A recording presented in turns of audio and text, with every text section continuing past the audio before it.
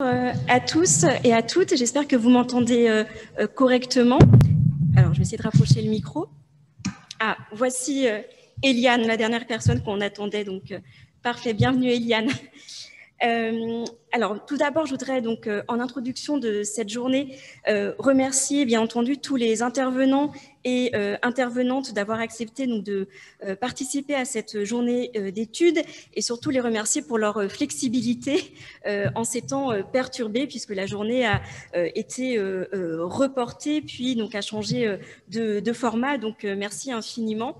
Donc, certains d'entre eux sont présents ici à l'INHA, donc notamment Marie-Laure Sronek, Ulrike Kremp, ainsi que moi-même, Eliane Viennot et Noémie Marinier, alors que Baptiste Coulmont et Yannick Chevalier seront en visioconférence depuis leur domicile respectif. Merci également eh bien, à l'association d'avoir, OCA, d'avoir accepté ma proposition et donc le thème de cette journée sur genre et pratique de langage. Et un merci particulier à Julie Verlaine, à Nathalie Ernoux et à Patrick pour leur aide dans l'organisation et la mise en place de cette journée. Enfin, merci donc à tout l'auditoire. Je vois qu'on est 28 participants, donc d'avoir le courage, encore une fois, de vous connecter. Alors, je sais que les heures de visioconférence commencent pour beaucoup à s'accumuler, mais après tout, pendant ce samedi pluvieux de confinement, on est bien ensemble, je pense. Voilà. Je voulais revenir brièvement sur la jeunesse de cette journée que je souhaite organiser depuis assez longtemps. Et donc, pour préparer cette courte introduction, je me suis replongée dans mes cahiers de doctorante et j'ai retrouvé la date précise à laquelle l'idée de cette journée m'est venue. C'était en écoutant Eliane Viennot. Donc, je suis très heureuse qu'elle soit présente aujourd'hui et qu'elle ait accepté de conclure cette journée d'études, puisque je l'avais entendue pour la première fois en 2015 précisément, à l'occasion, à la mairie du 6e arrondissement, à l'occasion donc de la réunion de l'Association des femmes françaises diplômées de l'université, à propos donc, notamment de son ouvrage donc, que j'ai ici, Non, le masculin n'emporte pas sur les féminins, et je me rappelle pour la petite histoire qu'elle me l'avait dédicacé et que on avait justement dit à l'époque que ça serait bien un jour d'échanger sur le sujet, donc ça sera aujourd'hui chose faite. Et j'avais eu également l'occasion de te réentendre, Eliane, en 2016 à l'occasion d'une journée de l'Assemblée générale et d'une journée d'études de la CIEFAR. Donc, je tiens également à citer ici en introduction une association qui me tient à cœur également, donc une société savante internationale pour l'étude des femmes et de l'Ancien Régime, merci, et qui notamment sur son site accueille et administre une rubrique intitulée La guerre des mots, qui vise à recenser les différents mots et termes féminins ayant existé par le passé, afin de montrer qu'il ne s'agit pas notamment d'invention, de barbarisme ou de néologisme, mais en réalité d'emploi de termes qui ont été qui existaient, qui ont été amplement utilisés par le passé. Dernière personne à qui j'aimerais, on va dire, rendre hommage ici, c'est Peter Stabel, un médiéviste belge avec qui j'avais échangé, donc là encore au cours de mon doctorat, sur la question de la dyade, et qui est le premier à m'avoir fait connaître ce terme technique qui en fait fait allusion justement à l'écriture plutôt inclusive aujourd'hui, à l'usage en tout cas systématique du féminin et du masculin. Simplement, par exemple, parler des habitants et des habitantes, des intervenants et intervenantes de cette journée d'études. Et il m'avait fait remarquer que la dyade était amplement utilisée dans les sources picardes et wallonnes, sur lesquelles donc on portait ma thèse et sur lesquelles je reviendrai lors de ma communication dans quelques minutes. Et il m'a fait remarquer que cet usage de la DIA n'était pas seulement un effet de rhétorique ou de langage, mais avait une signification bien plus profonde et pouvait nous éclairer sur la place occupée par les femmes et les hommes dans le passé. Et il m'avait fait notamment remarquer alors effectivement que le picard l'utilisait beaucoup plus amplement, beaucoup plus tardivement que le français. Et donc ça avait fait écho aux propos d'Eliane que j'avais entendu peu auparavant. Et à partir de ce moment-là, je m'étais dit que j'aimerais un jour organiser une journée qui permette donc d'interroger cette question donc du rapport entre le genre et les pratiques langagières, mais surtout de manière transhistorique et transdisciplinaire, puisque je pense que c'est là où le bas blesse. Alors voilà, malheureusement, je pense que le dialogue n'est pas encore, en tout cas ce qu'il devrait être entre les périodes. Ça, c'est quelque chose probablement en partie bien français, je pense. Et donc, voilà, l'idée, c'est aussi de faire dialoguer un peu les périodes aujourd'hui et donc les disciplines. C'est pour ça que la première table ronde, donc, qui a une approche plutôt historique, donc commencera avec une intervention de Marie-Laure Sronek sur l'usage du nom de métier dans les pratiques de dénomination et d'identification des femmes travailleuses dans l'Athènes classique. Elle est doctorante en histoire ancienne à Paris 1. Puis j'interviendrai moi-même donc sur la question de l'usage de la dyade et la visibilité du genre dans l'écrit urbain de la fin du Moyen-Âge, à partir de l'exemple d'Amiens sur lequel a porté ma thèse donc à la fin du Moyen-Âge. Et cette première table ronde se terminera avec l'intervention d'Ulrike Kremp sur le plurilinguisme des sociétés modernes à l'épreuve du genre, donc professeur d'histoire moderne à l'Université de Tours.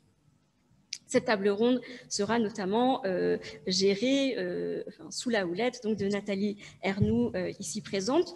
Donc, les interventions vont se suivre et à l'issue des 3 interventions, nous donnerons un temps de parole et un temps d'échange pour le public d'environ une quinzaine de minutes. Nous ferons ensuite une courte pause, puis nous écouterons donc les 3 autres intervenants et intervenantes dans une approche plutôt linguistique et sociologique. Nous commencerons avec Yannick Chevalier, que je remercie encore d'être présent, donc maître de conférence en langue française à Lyon 2, sur le genre grammatical, une catégorie utile d'analyse pour les disciplines du texte. Puis, nous écouterons Noémie Marinier, ici présente à l'INHA, donc maître de conférence également en sciences du langage à l'Université Sorbonne Nouvelle, sur la place du discours dans la construction du sexe et du genre. Et enfin, Baptiste Coulmont, qui nous rejoindra tout à l'heure en visioconférence, professeur de sociologie à l'Université de Paris-Saclay sur genre et prénom. Et donc, à l'issue de ces 6 interventions, nous aurons le plaisir d'écouter Eliane Viennot, professeure émérite d'histoire de la Renaissance à l'Université Jean Monnet de Saint-Étienne, qui viendra conclure cet après-midi d'études et nous donner aussi le fruit de ces dernières réflexions et recherches, je pense. Voilà, je suis d'autant plus heureuse que cette journée puisse tout de même se maintenir, que cela reste une question toujours d'actualité. Elle était déjà il y a 5 ans lorsque j'ai commencé à me pencher sur la question, et elle est toujours. Alors moi, je suis assez surprise à chaque fois de voir la virulence des propos échangés sur cette question. On a l'impression qu'on débat du port des armes à feu parfois, tellement les esprits s'échauffent. Je me rappelle notamment d'une conversation lors de mon première année de poste en secondaire il y a 3 ans avec des femmes professeurs de français, et elles sont montées au créneau quand j'ai osé dire que oui, je m'intéressais à la question du genre du langage, et elles m'ont rétorqué, mais enfin, tu as bien vu, l'Académie française nous a montré combien il serait idiot et stupide de féminiser l'albatros, donc ce poème de Baudelaire, hein, c'était je crois en 2017 qu'ils avaient proposé afin en signe de dérision bien sûr, donc de féminiser ce poème, ce qui montrait aussi à quel point il n'avait pas du tout compris les enjeux actuels de la question. Plus récemment, en écoutant la radio, j'ai appris que en décembre 2020, la maire de Périgueux avait rédigé un texte en écriture inclusive et qu'elle avait été vivement critiquée par certains de ses élus, mais aussi par les associations d'enfants 10 qui s'étaient réemparés de l'affaire, alors que là encore, le propos n'était pas du tout d'obliger à la pratique d'écriture inclusive à l'école, mais on voit encore une fois dans cet exemple à quel point tout de suite le débat s'enflamme, des propos incohérents, enfin qui n'ont rien à voir en fait avec le sujet sont évoqués. Surtout, voilà, tout le monde tire un petit peu l'écharpe, enfin voilà, le sujet a son intérêt pour défendre sa cause sans vraiment en fait s'interroger sur les apports de cet écrit. Alors pas que de l'écriture inclusive, hein, évidemment, le propos de la journée est beaucoup plus vaste. Hein, il s'agit donc de s'interroger aussi sur les pratiques onomastiques, les pratiques de grammaire, mais voilà, justement, je pense qu'il était important d'avoir une vision, on va dire, sur le temps long de ce rapport entre genre et pratique de langage pour montrer justement toute la diversité de ces rapports et des enjeux qu'il convoque. Voilà. Bon, je m'arrête là, je voulais faire court et il est 14h15 pile poil, donc on est très bien dans le programme pour le moment, on va essayer de s'y tenir. Et donc je passe la parole à Marie-Laure Sronek sur les usages du nom de métier dans les pratiques de dénomination des femmes travaillant dans la société athénienne.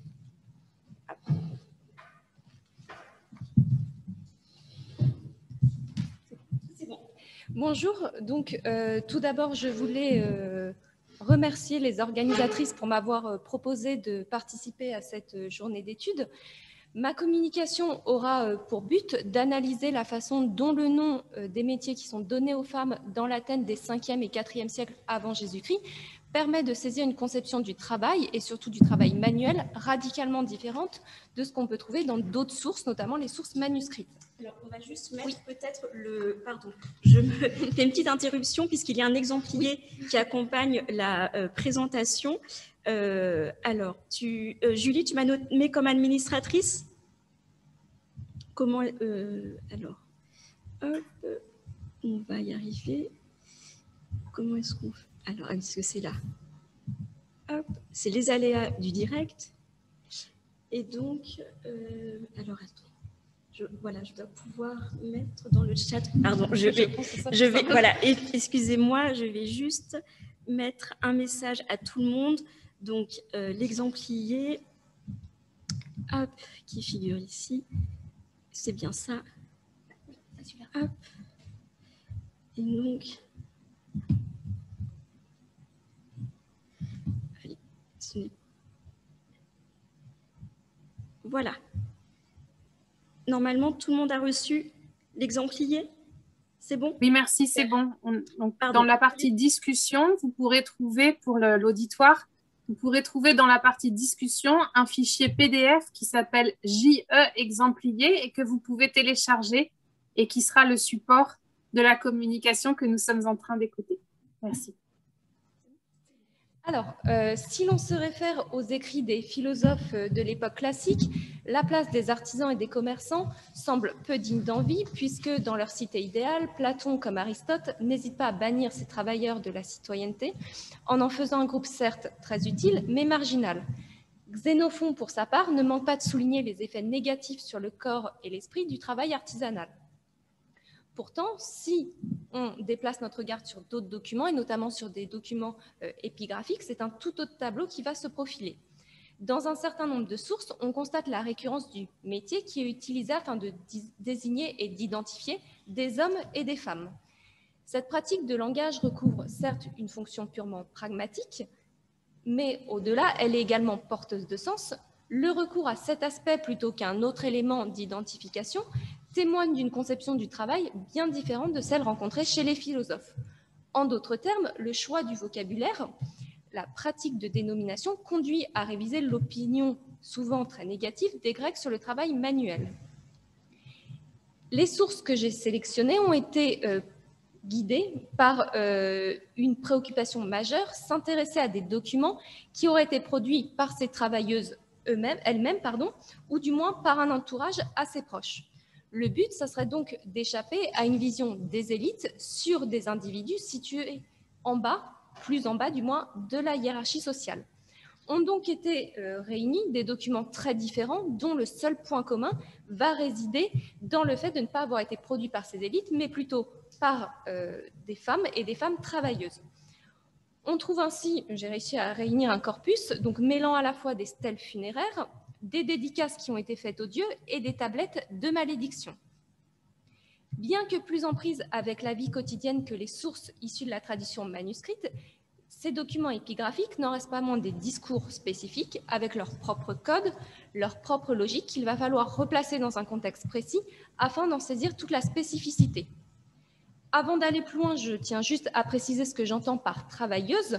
En fait, dans l'Athènes classique, évidemment, existe un fossé entre celle qui est amenée à exécuter le travail de ses mains et celui ou celle qui peut être gérante d'un atelier dont elle va ou il va déléguer la gestion à un esclave.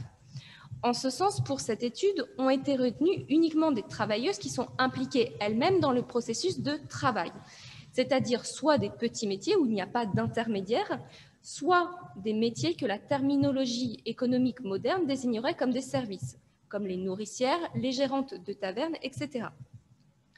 Dans cette foule de documents où j'ai réuni à la fois des travailleurs et des travailleuses, les femmes occupent une place certes inégale, mais importante. Sur 4 dédicaces faites par des travailleurs, 2 sont l'œuvre d'une femme et 1 réunie dans une offrande commune, hommes comme femmes. Sur 27 stèles funéraires où sont mentionnés ces petits travailleurs, 21 concernent des femmes. Tandis que sur nos tablettes de malédiction, qui se chiffrent au nombre de 25, on retrouve les femmes, tantôt seules, tantôt aux côtés d'hommes, dans près d'un tiers de ces tablettes. Les métiers qu'elles exercent sont divers. On trouve des marchandes de détail, marchandes de sel, marchandes de manteaux. On trouve des boulangères, des nourrices, des tavernières, mais aussi beaucoup de femmes dans l'artisanat, enfin beaucoup, des femmes plutôt dans l'artisanat, une orfèvre, une fabricante de filets, des blanchisseuses. Je vais donc maintenant m'intéresser à la façon dont le métier est utilisé pour désigner et identifier ces femmes. Dans un nombre important d'attestations, on retrouve le métier qui est accolé à la suite du nom et qui va constituer le seul signe distinctif de l'individu mentionné. Pour prouver ce que je viens de dire, on va se regarder sur cet exemplier, donc les 3 premiers documents que j'avais proposés. Le premier document que j'ai proposé, il s'agit de l'épitaphe de la stèle funéraire d'Éléphantis, qui est marchande de manteaux. On voit bien dans cette épitaphe qui est très laconique, il n'y a donc que le nom de la défunte, Éléphantis, et son métier, vendeuse de manteaux. De la même façon, si on prend le deuxième document, la dédicace de la boulangère Phrygia à Athéna, on voit que cette Phrygia n'est identifiée également que par son nom et son métier, boulangère. Dernier exemple, tablette de malédiction. Donc j'ai pris un exemple parmi tant d'autres, la tablette qui est intitulée, enfin numérotée DTA 30, qui est une malédiction, on le voit, qui va réunir à la fois des hommes et des femmes, une malédiction collective, à la fois des travailleurs et des travailleuses, et surtout, on repère donc une femme, le nom que j'ai mis en gras, Hilara, désignée donc par son nom et par son métier, capellis, donc marchande. Cette pratique de langage, à savoir désigner l'individu par ce couple, nom plus métier, recouvre ici une utilité toute simple. Servir à distinguer une personne d'une autre, que ce soit aux yeux de la divinité ou d'un auditoire qui va être plus large, dans le cas des stèles ou des tablettes de malédiction. Pour ces derniers documents, pour ces tablettes de malédiction, la réussite et l'efficacité de cette malédiction va même reposer sur la reconnaissance sans l'ombre d'un doute d'une future victime. Il faut en effet, pour que la malédiction soit efficace, ne pas se tromper de victime. Il est intéressant de noter que dans certaines tablettes de malédiction, tous les individus de la liste vont posséder un critère d'identification. Et là, je vais m'arrêter un peu plus longuement sur le document qui suit dans l'exemplier, la tablette numérotée SGD 52, où on voit 5 individus qui sont maudits. Sur ces 5 individus, on va commencer par la fin, on voit les trois derniers, donc Philomélos, le fils de Philomélos du dème de Mélité, et alors là le nom est fragmentaire, mais sans doute aussi Philomélos du dème de Mélité, et Eugéton, le fils d'Eugéton du dème d'Acarnaque. Donc les trois derniers individus sont identifiés par des pratiques, on va dire, courantes pour tout citoyen à l'époque classique à Athènes, à la fois la filiation et à la fois le dème. Les deux autres individus de la tablette posent un peu plus problème. On voit au tout début qui est mentionné Kitos. Kitos est identifié à la fois parce qu'il est esclave marqué, donc c'est-à-dire qu'il a été marqué au fer rouge sans doute suite à un châtiment, et par son occupation, son activité, fabricant de filets. La seule femme de cette tablette, la seule travailleuse, donc il s'agit d'Euphrosynée, qui est fabricante de filets. Donc elle, il n'y a que son nom et que son métier. Pour une femme libre, on serait plutôt amené à attendre un critère, un élément d'identification de type familial, soit le nom de son mari, soit sa filiation également. C'est pour ça que plusieurs commentateurs des tablettes de malédiction ont avancé l'hypothèse selon laquelle si on choisissait de faire figurer le métier, c'était pour masquer le statut servile de la personne en tant que telle. En effet, l'esclave ne pouvant pas se vanter de sa filiation, ne pouvant pas contracter un mariage légitime au même titre que les citoyens ou les métèques, choisirait ainsi de faire figurer son métier plutôt que le nom de son maître, masquant son statut et se présentant sous un meilleur jour. Pourtant, cette hypothèse peut être à des aspects bien séduisante, mais elle pose un certain nombre de problèmes.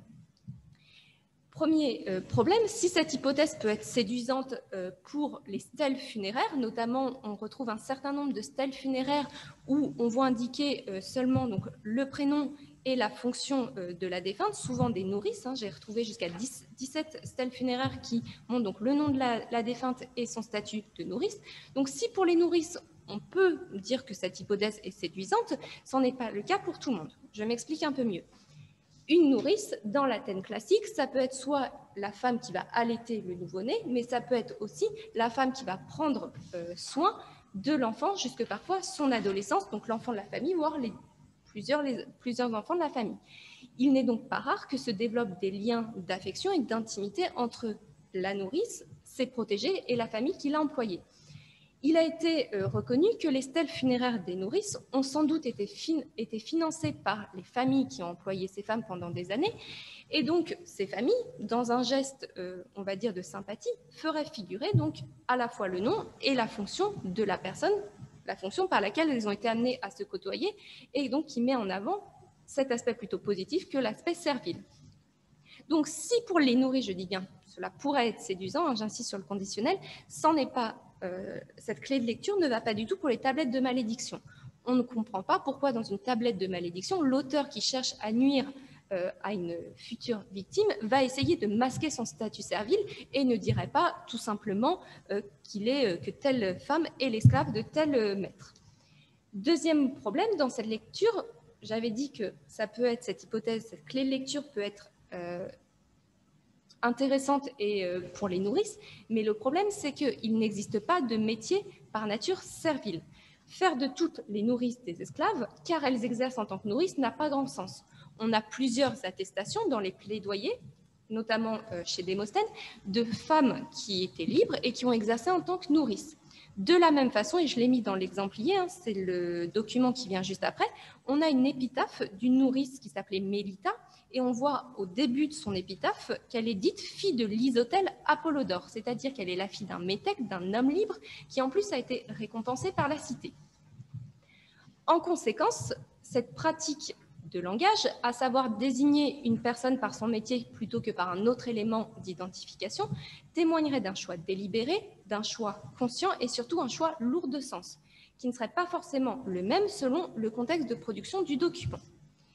Si on se penche sur le document qui vient après, donc la dédicace de Mélina à Athéna Erganée, donc c'est un document assez exceptionnel parce qu'elle est relativement longue, c'est un bon point de départ également pour réfléchir à cette pratique donc de dénomination. On voit qu'au début de sa dédicace, Mélina donc, va remercier Athéna. Elle lui montre de la gratitude, non seulement parce que la déesse lui a donné l'habilité nécessaire pour exécuter son métier, ce qui lui a permis d'entretenir et de nourrir ses enfants, mais on voit également attachement, voire une certaine forme de fierté envers son travail. Au début, elle dit bien, et elle commence, c'est important de noter qu'elle commence sa dédicace par ça, la première chose dont elle parle de son métier, et elle met même l'accent sur l'aspect manuel de son métier, puisqu'elle le dit au début, elle parle de son savoir-faire, donc en grec, dans le texte, c'est technais, et de ses mains qui lui ont permis donc d'exercer son métier, des mains donc kersis. Mélina donc, montre clairement qu'elle est reconnaissante à Athéna et à son métier. Fierté et attachement constitueraient donc une clé de lecture permettant d'expliquer le choix de faire figurer le métier sur des documents qui ont pour vocation de durer de façon indéterminée. Dans les dédicaces, dans les stèles, les travailleuses vont évidemment, donc soit elles, si elles en sont l'auteur, soit l'entourage proche qui va les enterrer, vont chercher évidemment à mettre en aspect les meilleures qualités pour des documents qui doivent durer pour l'éternité. Les travailleuses n'adoptent pas ici une posture singulière puisqu'une même attitude se retrouve sur les dédicaces et les stèles des travailleurs, mais chez les femmes travailleuses, cette question d'attachement au métier atteindrait une dimension particulière, celle d'une indépendance qui serait acquise grâce à leur métier. Si l'on reprend la dédicace de Mélina, les gains tirés de son métier ne lui permettent pas seulement de nourrir ses enfants, ils lui ont également permis de financer l'offrande à la déesse. C'est-à-dire que l'argent qu'elle a réussi à tirer de son travail lui ont permis de prétendre à des gestes auxquels son handicap économique, sa pauvreté, ne la prédisposait pas. Par ce choix de vocabulaire, de langage, donc mettre en avant son métier, c'est toute une attitude particulière et une conception spécifique du travail qui va transparaître. Pourtant, il est difficile de reprendre cette interprétation afin d'expliquer pourquoi, sur les tablettes de malédiction, l'auteur de la tablette de malédiction va choisir de désigner un individu en mentionnant son métier. On va s'arrêter sur le dernier document de l'exemplier, la tablette de malédiction DTA 69, qui vise 3 personnes. On voit donc Dionysos, le fabricant de casques, Artémis, sa femme, l'orfèvre, qui sont maudits, ainsi que Calipos. On ne peut pas, à l'aide du document, préciser quelle est la nature du lien qui va unir Calipos avec les 2 autres membres, les 2 autres personnages de la tablette. En tout cas, ce qui est sûr, c'est que Dionysos et Artémis donc, étaient mariés. Dionysos est identifié donc, par son nom, son métier. Et ce qui est intéressant pour Artémis, c'est qu'elle est non seulement identifiée par le lien qui l'unit à Dionysos, ce lien conjugal, mais en plus, l'auteur de la malédiction a fait le choix de préciser son métier. Ici, le fait d'avoir précisé le métier ne sert pas à identifier Artémis. En effet, désigner Artémis comme femme de Dionysos qui est fabricant de casques aurait largement suffi à la faire reconnaître. Il est très peu probable qu'il y ait eu plusieurs Artémis, femme d'un homme appelé Dionysos qui en plus était fabricant de casques. Le métier donc perd tout objectif d'identification, un autre élément d'identification étant déjà exprimé. Cet exemple n'est en rien isolé et se retrouve sur 4 autres tablettes de malédiction où un tel doublé de critères d'identification concerne là non plus des femmes mais des travailleurs. Comment donc expliquer cette répétition dans les éléments d'identification et pourquoi donc prendre la peine de mentionner ce métier? L'hypothèse que je propose, c'est que les auteurs des tablettes auraient en ce sens-là pu se faire le reflet d'une pratique de dénomination courante, une pratique orale qui aurait cours dans la vie quotidienne et qui consisterait à identifier une personne par le métier exercé à proximité. Il s'agirait donc de désigner une personne par l'activité à travers laquelle elle est connue dans un entourage proche, c'est-à-dire l'orfèvre ou la tavernière du coin, la boulangère du coin, etc. Si l'on considère que les auteurs des tablettes n'appartiennent pas à un cercle familial proche, ils ont donc choisi de désigner ces individus de la façon évidemment la plus simple, la plus commune, mais aussi celle qui va être la plus accessible à tous, donc par le métier. Le métier prendrait le pas sur tout autre critère d'identification et finirait même par devenir un petit peu comme un surnom, ces travailleurs étant individualisés tant par leur nom que par leur activité. En guise de conclusion, je me permettrai de rappeler 2-3 points essentiels. Premier point, il n'existe pas de singularité dans les pratiques de dénomination des travailleuses par rapport aux travailleurs. Comme pour les hommes, le métier est choisi pour les femmes pour faire figurer comme unique élément d'identification ou doubler un élément d'identification classique déjà présent sur le document. Deuxième point sur lequel j'aimerais insister, donc ces pratiques de langage ont amené un constat majeur et permis de dévoiler une conception du travail dans la cité bien particulière. Qu'il s'agisse de l'expression d'une fierté, d'un attachement pour son activité, comme je l'ai dit pour les stèles ou les dédicaces, ou au contraire que ce soit le reflet d'une pratique de langage oral, l'exemple pour les tablettes de malédiction, dans les deux cas, on est bien loin d'une conception négative du travail. Il ne s'agit en aucun cas d'évacuer les éléments que l'on peut retrouver dans les sources manuscrites et notamment chez les philosophes, mais plutôt d'accorder ces différentes visions entre elles. Je reprendrai donc la conclusion qu'avait proposée Richard Brock dans un de ses articles, où il disait qu'il y avait donc articulation entre une vision élitiste du travail, donc des personnes qui n'étaient pas contraintes de travailler, donc qui dénigraient le travail manuel, et au contraire une vision plus populaire du travail par ceux qui sont contraints de travailler et qui donc intègrent le travail et vont même jusqu'à le célébrer. Dans cet ensemble, le travail féminin, fréquemment décrié dans les plaidoyers ou même moqué sur la scène comique, trouve ici toute son expression. Rappeler le métier d'une travailleuse, c'est aussi, de fait, rappeler et reconnaître, parfois de façon plus ou moins consciente, le rôle et la place que l'activité a permis à la femme d'acquérir. Il n'y a donc rien de dévalorisant dans cette pratique de langage, bien au contraire. Voilà, je vous remercie de votre attention. Merci.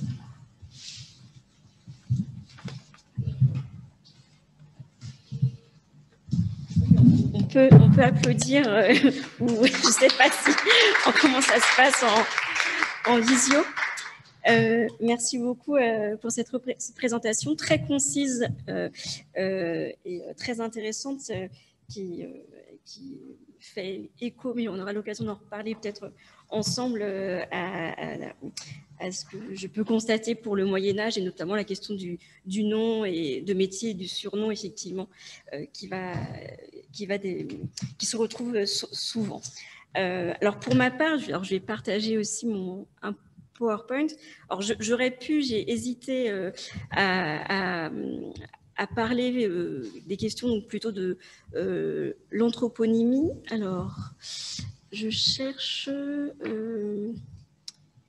attendez, est-ce que c'est... Hop. Hop, alors, ce n'est pas le lien. Ah oui, pardon. Qu'est-ce qu'on a... attendez, Ah oui, alors on n'a pas mis le bon... Je vais récupérer ma clé, s'il te plaît. Pardon, petit bug de... On n'a pas pris le bon PowerPoint pour moi. Mais c'est pas grave. Hop. Hop.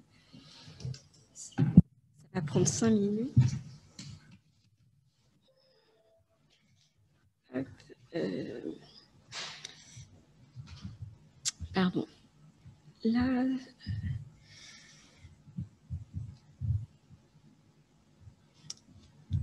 que j'ai fait. Pardon, juste petit problème.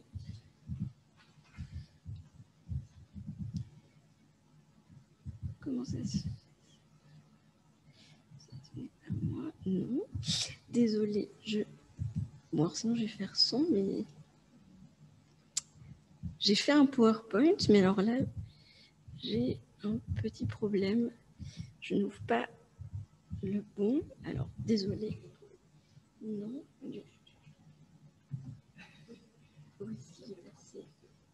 Oui. Hop.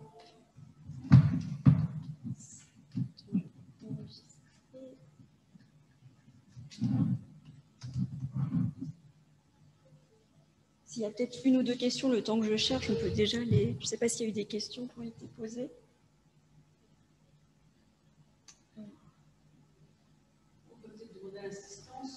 Oui. Je te laisse. Est-ce que pendant ce temps-là, on peut poser quelques questions à la première intervenante, Julie, si tu veux? Voilà, si vous avez des questions à poser. À la première intervenante, en attendant qu'on prépare le PowerPoint, n'hésitez pas à les poser et surtout, vous faites attention que votre micro ne soit pas coupé.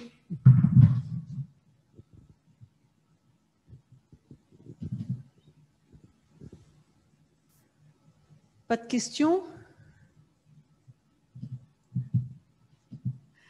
Alors, je vais en poser une. Est-ce que dans les différents métiers que vous avez rencontrés au cours de vos recherches, il y a majoritairement des esclaves ou des femmes libres? Mais en fait, toute la difficulté, c'est que pour beaucoup, c'est impossible de déterminer le statut, puisque dans beaucoup, que ce soit sur les stèles ou sur les tablettes de malédiction, on n'a que le nom et le métier. Donc, à partir de là, est-ce qu'on considère que le fait qu'il n'y ait rien d'autre veuille dire qu'elles sont de fait des esclaves, ou au contraire, est-ce qu'elles pourraient être des femmes libres quand même? Alors, on peut le savoir que quand elles sont l'épouses d'eux. Voilà. Donc, en fait, par exemple, sur tout le corpus des nourrices, sur 17 stèles funéraires des nourrices, il n'y en a que 2, où pour une, il y a la filiation qui est attestée, et une autre, là, l'exemple de Mélita, qui est donc la fille d'un métèque. Mais c'est très rare qu'il y ait en fait, en plus, un élément qui permette de trancher de façon certaine le statut. D'accord. Si tu voulais continuer. Non, c'est bon. On y reviendra de toute façon à la fin des 3 interventions. A priori, cette fois, c'est bon. Hop. Est-ce qu'on entend bien Nathalie lorsqu'elle parle avec le micro? Elle pose la question. Oui, a priori, oui. Alors, cette fois, voilà, il est là. Je le partage également et je l'ouvre. Et après, je procède au partage d'écran. Alors, hop.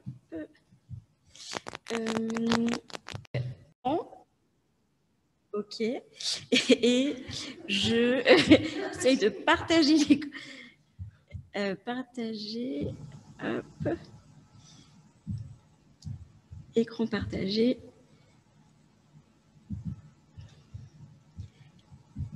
Hop. Est-ce que c'est bon? Je le mets en diaporama. Super. Ok. Voilà.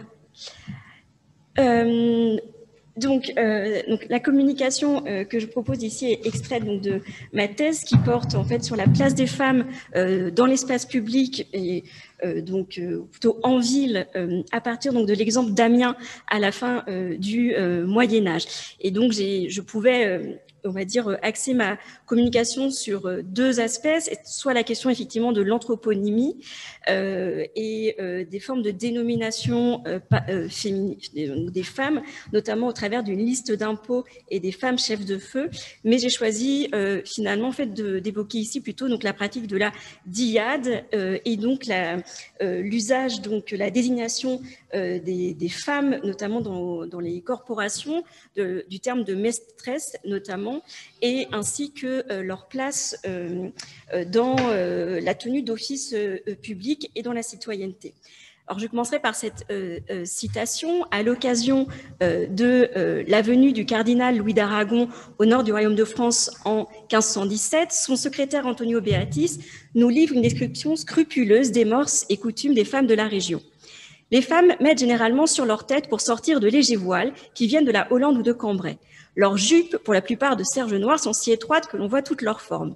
Elles ont dessous une autre jupe et quand elles travaillent, elles relèvent le bord de la jupe de dessus, tout autour d'elles, et l'attachent par derrière à un crochet de fer qu'elles portent à la taille pour cet usage.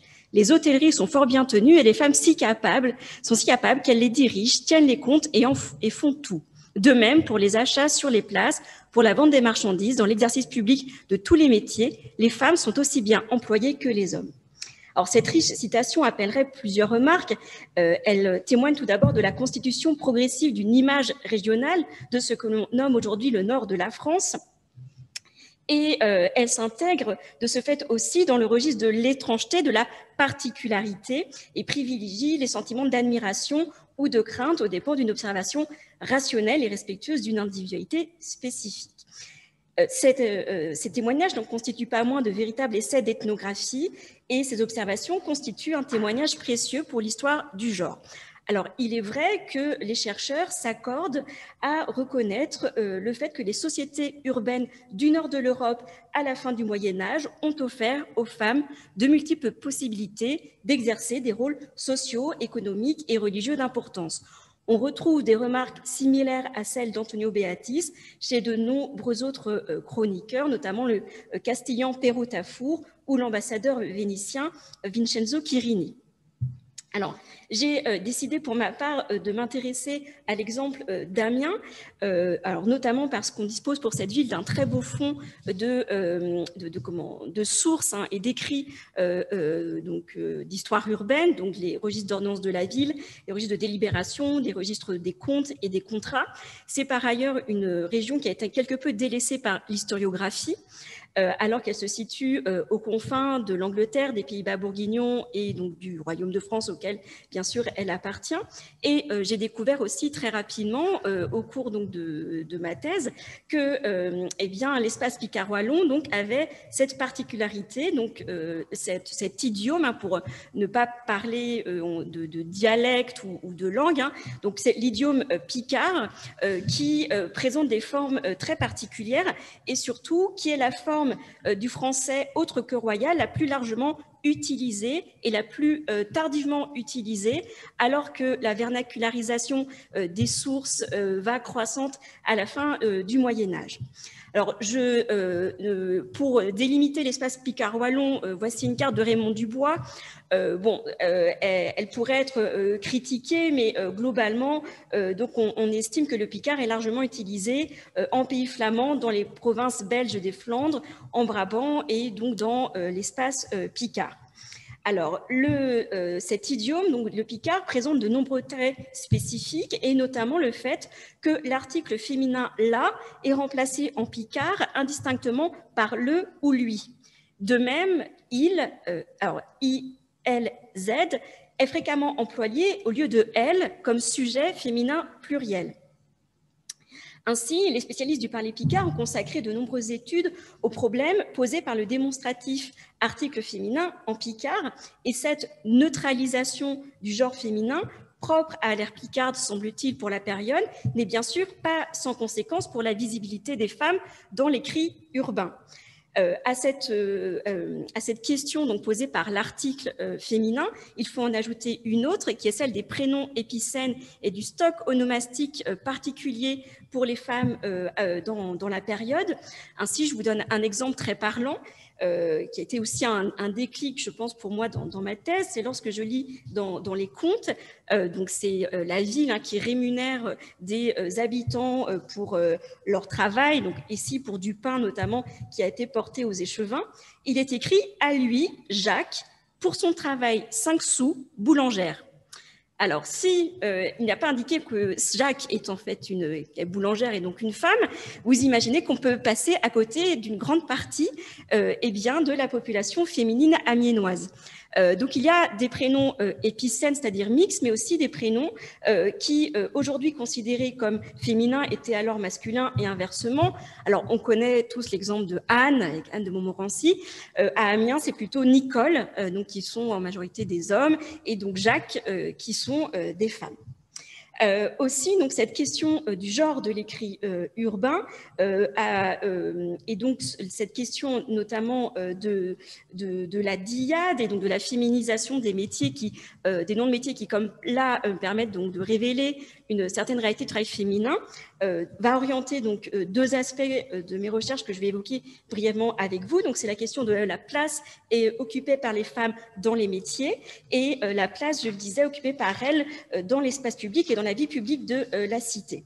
Alors, les femmes occupent à Amiens une grande présence dans l'économie urbaine. C'est une capitale régionale dynamique qui se constitue d'environ 20 000 habitants à la fin de la période. Et elles sont très présentes dans l'artisanat textile, les métiers de bouche. C'est par ailleurs une ville qui va connaître un renouveau économique avec l'apparition de la petite draperie à la fin du Moyen-Âge, ce qu'on nomme la céterie, qui va employer de nombreuses femmes. Alors, jusqu'au début des années 2000, de nombreux chercheurs considéraient que les femmes ne pouvaient qu'être exclues des corporations et n'appartenaient qu'aux métiers libres. Alors déjà, il faut revoir cette distinction parce que qui dit métier libre ne dit pas qu'il n'y a pas de réglementation.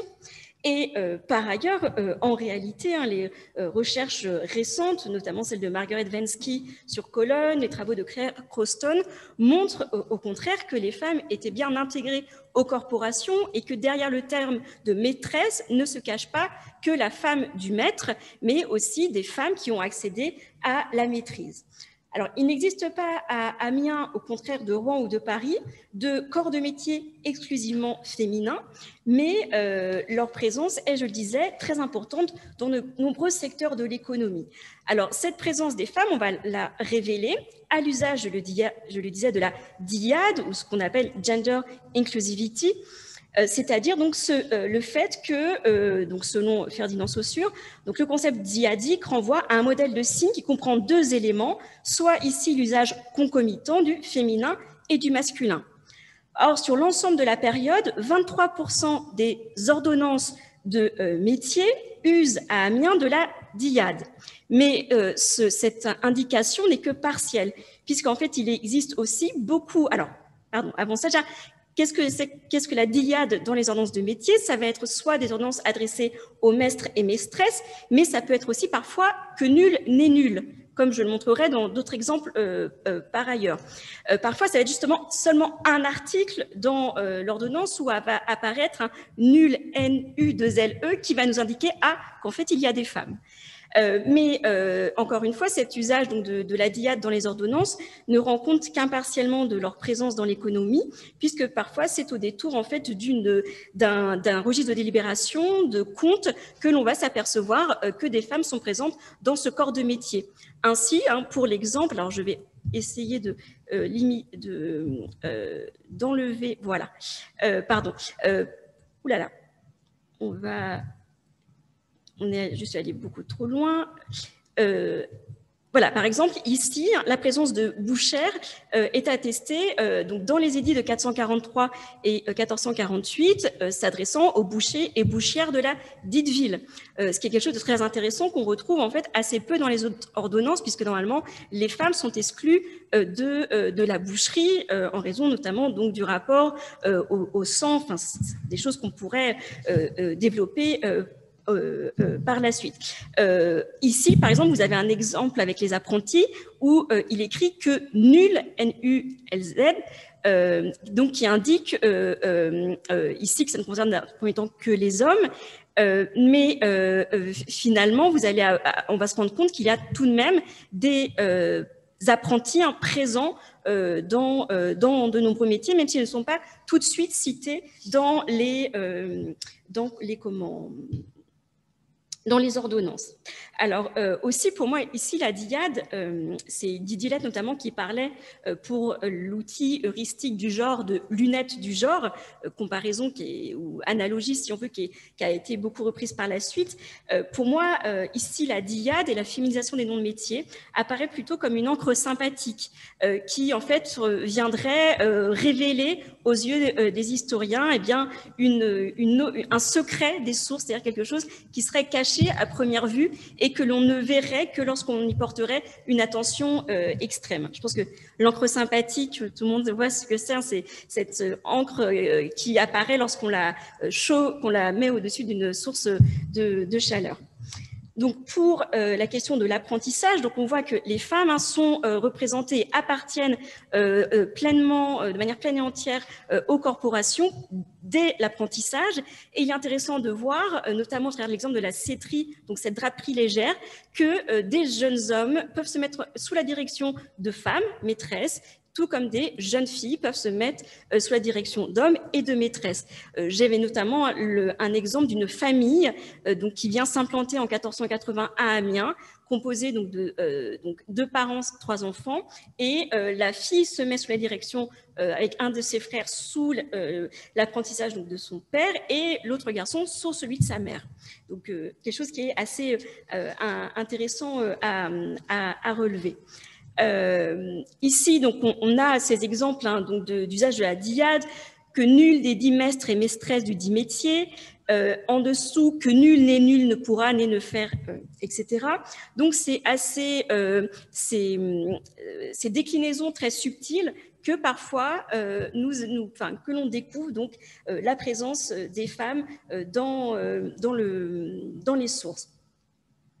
Alors, il faut aussi savoir, donc ici on a l'exemple donc de femmes qui visiblement ont acquis la maîtrise, puisque si un apprenti se met sous leur direction, c'est qu'elles ont réalisé un chef-d'œuvre, mais on sait aussi que les femmes de maître, que l'on peut également désigner sous le terme de maîtresse, donc c'est-à-dire qui ne maîtriseraient pas, qui n'auraient pas en tout cas gravi les échelons de la corporation, peuvent exercer une certaine autorité sur les apprentis. Là, vous avez un exemple donc d'une apprentie. Alors, on ne sait pas exactement quelle est c'est probablement une servante ou une domestique. Peut-être qu'elle va apprendre le métier d'un des maîtres, enfin en tout cas du maître Clément Lefebvre, carpentier, mais bon, il y a peu de probabilité, c'est un métier surtout masculin. Mais donc il est dit, Mariette Dumestre, jeune fille de l'âge de 10 ans environ, et pourrait loyer ses loyers et services le temps qu'elle demeurera au service du dit Clément et de sa femme. Donc, même si celle-ci n'est pas maîtresse, elle exerce une autorité sur l'apprenti. Alors, voici pour d'autres exemples, donc notamment sur la place des femmes dans les confréries. Donc, les femmes, donc les maîtres et maîtresses des métiers ont un rôle à jouer également donc dans les confréries religieuses qui sont rattachées à donc à chacune des corporations. Que la femme, là encore, soit maîtresse en titre avec un chef-d'œuvre ou qu'elle ne soit que la femme, entre guillemets, du maître, on voit qu'elle est tenue d'assister aux honneurs, aux cérémonies organisées par la confrérie, notamment envers d'autres compagnons lors des noces ou d'autres événements plus tristes comme les enterrements. Alors, l'usage de la dyade nous renseigne également sur la question de l'exercice, de la participation des femmes à l'exercice civique ou communautaire. Alors, c'est un domaine, là aussi, qui est en plein renouvellement. On assiste aujourd'hui à un renouvellement donc de l'analyse traditionnelle de l'organisation municipale et sous l'influence de l'histoire des femmes et du genre, ainsi que de récents travaux en sciences politiques. Donc, on assiste actuellement au renouvellement des contours de citoyenneté, désormais pensés comme pluriels, à la fois politiques, mais également social. Et il convient de penser le caractère genré de la citoyenneté. Aussi, je me suis posé la question de savoir qu'est-ce qui se cachait derrière l'appellation de bourgeoise. Dans quelle mesure le droit de bourgeoisie reconnu donc aux femmes leur ouvre la porte à un certain nombre de droits politiques. Donc, je pars du principe que si on prend la peine de féminiser, donc de dénommer la femme comme bourgeoise, cela a un sens. Alors, tout de même, on remarque que, évidemment, les femmes sont exclues de l'exercice des fonctions publiques, mais surtout qu'elles ne figurent pas ou très peu sur les listes d'entrée des nouveaux bourgeois. Et qu'en réalité, leur rôle de bourgeoise comme actrice économique ne se révèle véritablement que lorsqu'elles accèdent au statut de veuve et qu'elles deviennent donc chefs de feu à partir de ce moment-là. Il y a des cas plus intéressants et plus exceptionnels qui sont ceux, par contre, des vidamesses. Alors, très rapidement, je m'arrêterai ici sur la question des vidamesses et des baillesses et mairesses d'Amiens. Alors, les vidamesses, elles sont assez bien connues, puisque donc le vidame est en fait un avoué de l'évêque, et donc il s'agit ici en fait de femmes donc qui sont filles ou femmes de vidame. Donc soit la charge est, on va dire comme on dit, tombée en quenouille, c'est-à-dire que le vidame est mort sans fils, soit le mari meurt jeune et la femme peut reprendre la charge. Ça se rapproche des termes de doukissa, comitissa qui peuvent désigner l'épouse du duc ou du comte dans la dénomination. Mais on voit ici que les femmes vont exercer quand même un réel pouvoir en tant que vidamesses. Des hommages leur sont rendus notamment au moment de leur mort, mais elles ont des sceaux que je n'ai pas reproduits ici, mais que j'ai étudiés, qui sont distincts de ceux de leur mari. Elles vont donc sceller et donc produire des actes. Alors, si on a beaucoup de documentation sur, un certain nombre de documents attestant donc, de l'action publique des vidamesses, c'est plus compliqué pour les baillesses et les mairesses, attesté également à Beauvais, puisque là, il s'agit vraiment d'indications très lapidaires dans les comptes de la ville essentiellement, de dons effectués à l'intention de ces femmes. Là encore, il est question de savoir pourquoi, si elle n'est que la femme du maire, avoir utilisé ce qualificatif, donc cette dignité de mairesse. Malheureusement, on a très très peu de choses sur la question de leur activité, si ce n'est, on le sait, bien sûr, une activité de représentation.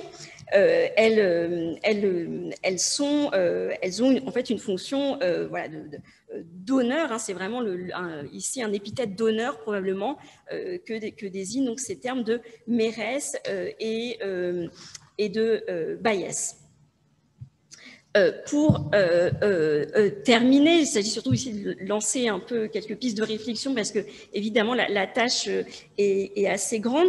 Je voudrais terminer en évoquant la question, la question des offices et charges publiques.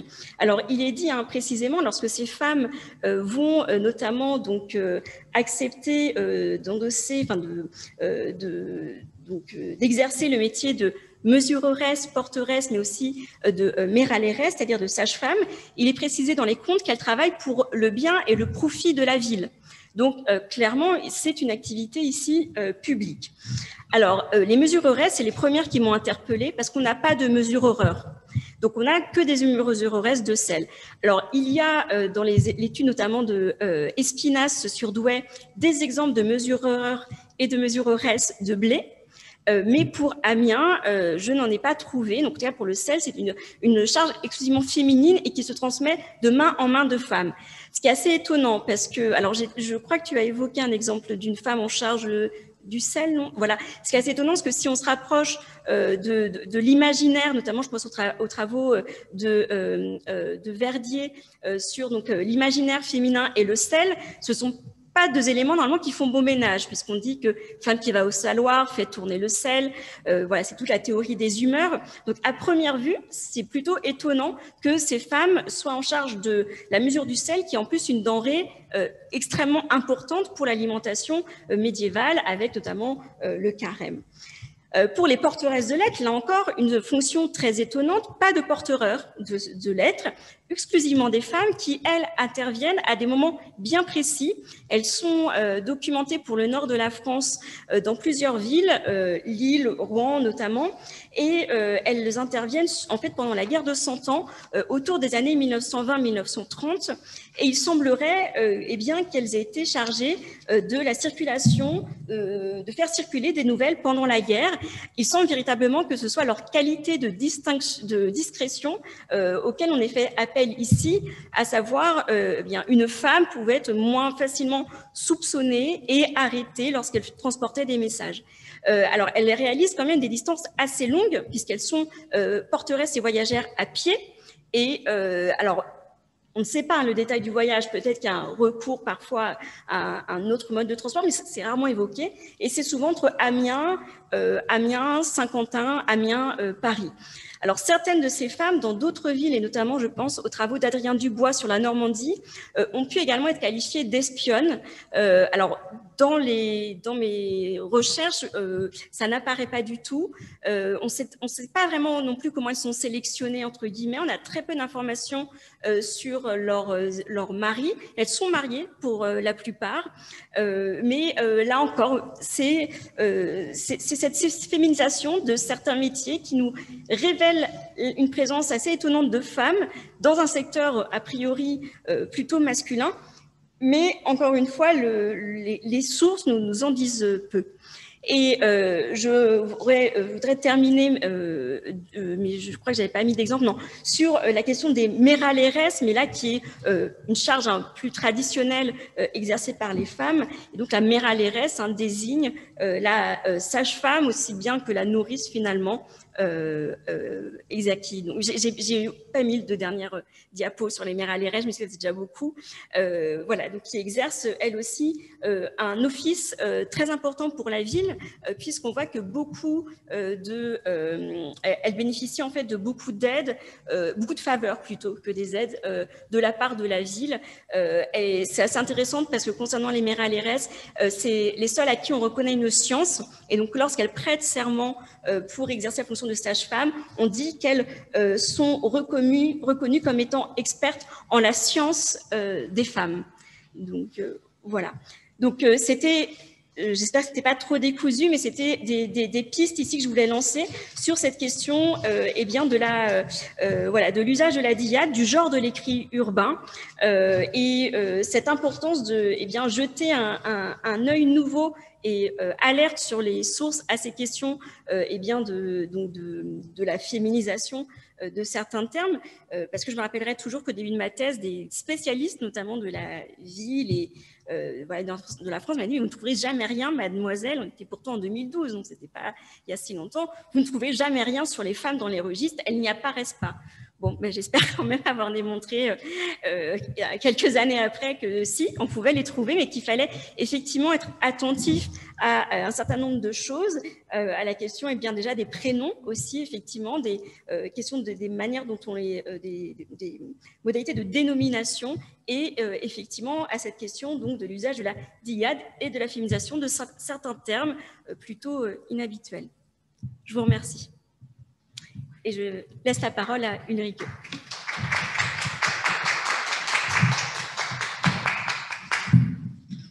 Alors, je vais mettre le PowerPoint.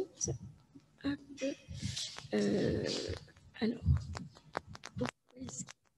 là, on va revenir. Ah oui, j'ai vu qu'on peut mettre des petits icônes en haut des images pour applaudir. Oui, j'ai découvert ça. C'est mes élèves qui ont utilisé ça aussi.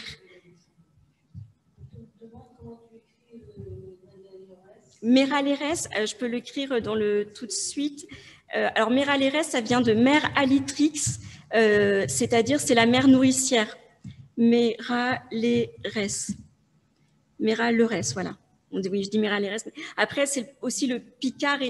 C'est vraiment, ça vient d'alitrix, du latin, et c'est Philippe. Je pourrais le retrouver sur ma tablette après. Alors qu'à Paris, ça peut être ventrière ou c'est vraiment propre au picard. Et c'est la sage-femme. Alors, c'est lequel déjà Parce qu'on a eu la bonne idée de nommer tous pareil. Justement, je dis à mes étudiants, ne nommez pas tous. Hop, et donc je vais l'ouvrir.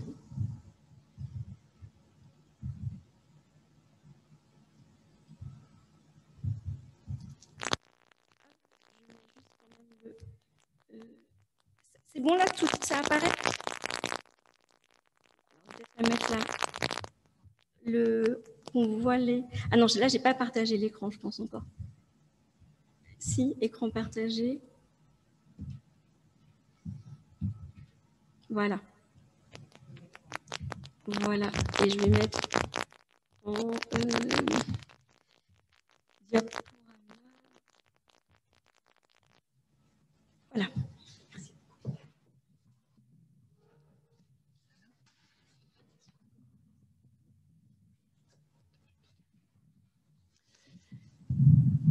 Alors, merci beaucoup pour toute cette installation aussi, de m'avoir sollicité pour cette journée d'études. Je suis particulièrement heureuse d'y participer parce que je pense que c'est une thématique à la fois un peu évidente, mais très peu travaillée en réalité. Et donc, voilà, c'est une superbe occasion. Et donc, je remercie Julie pour cette idée lumineuse dont tu as tracé la genèse.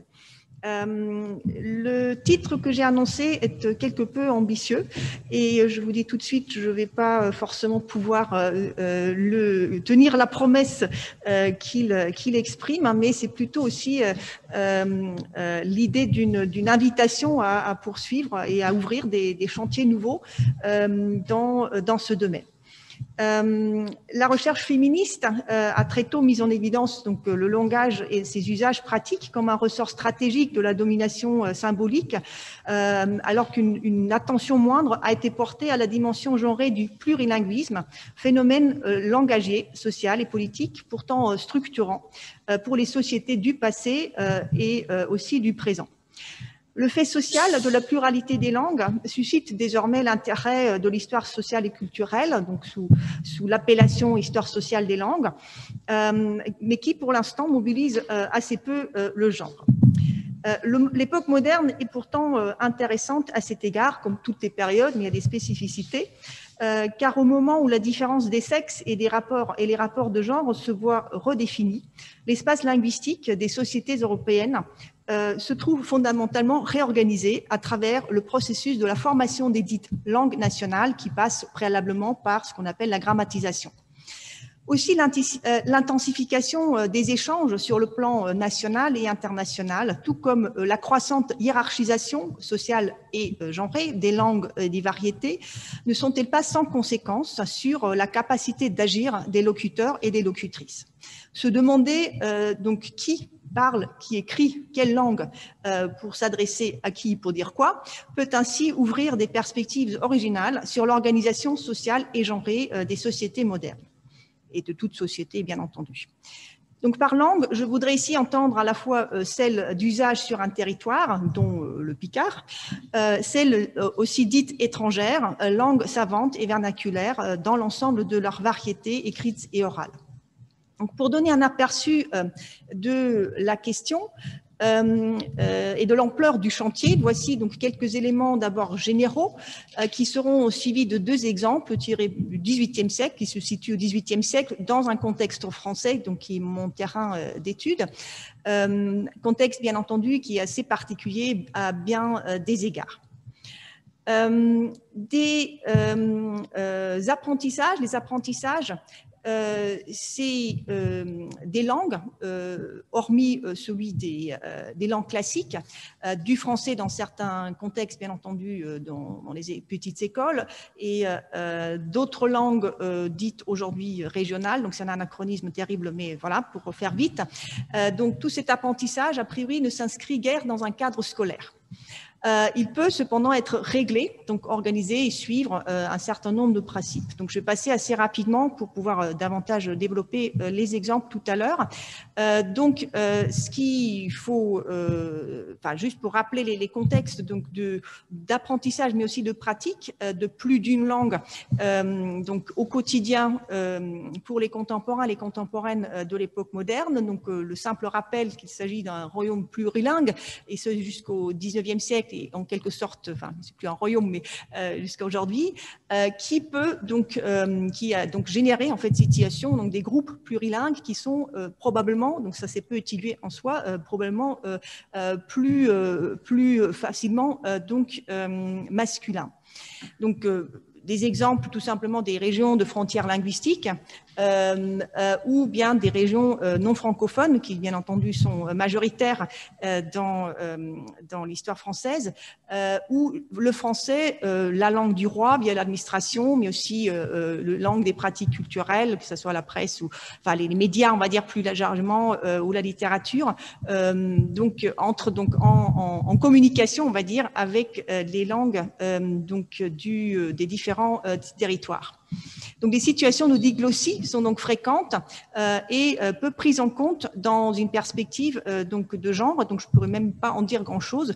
Peut-être l'exemple développé par Julie est déjà un bel exemple de ce qu'on pourrait aussi développer après dans les pratiques. Donc, on a vu en fait dans la pratique de l'écriture urbaine.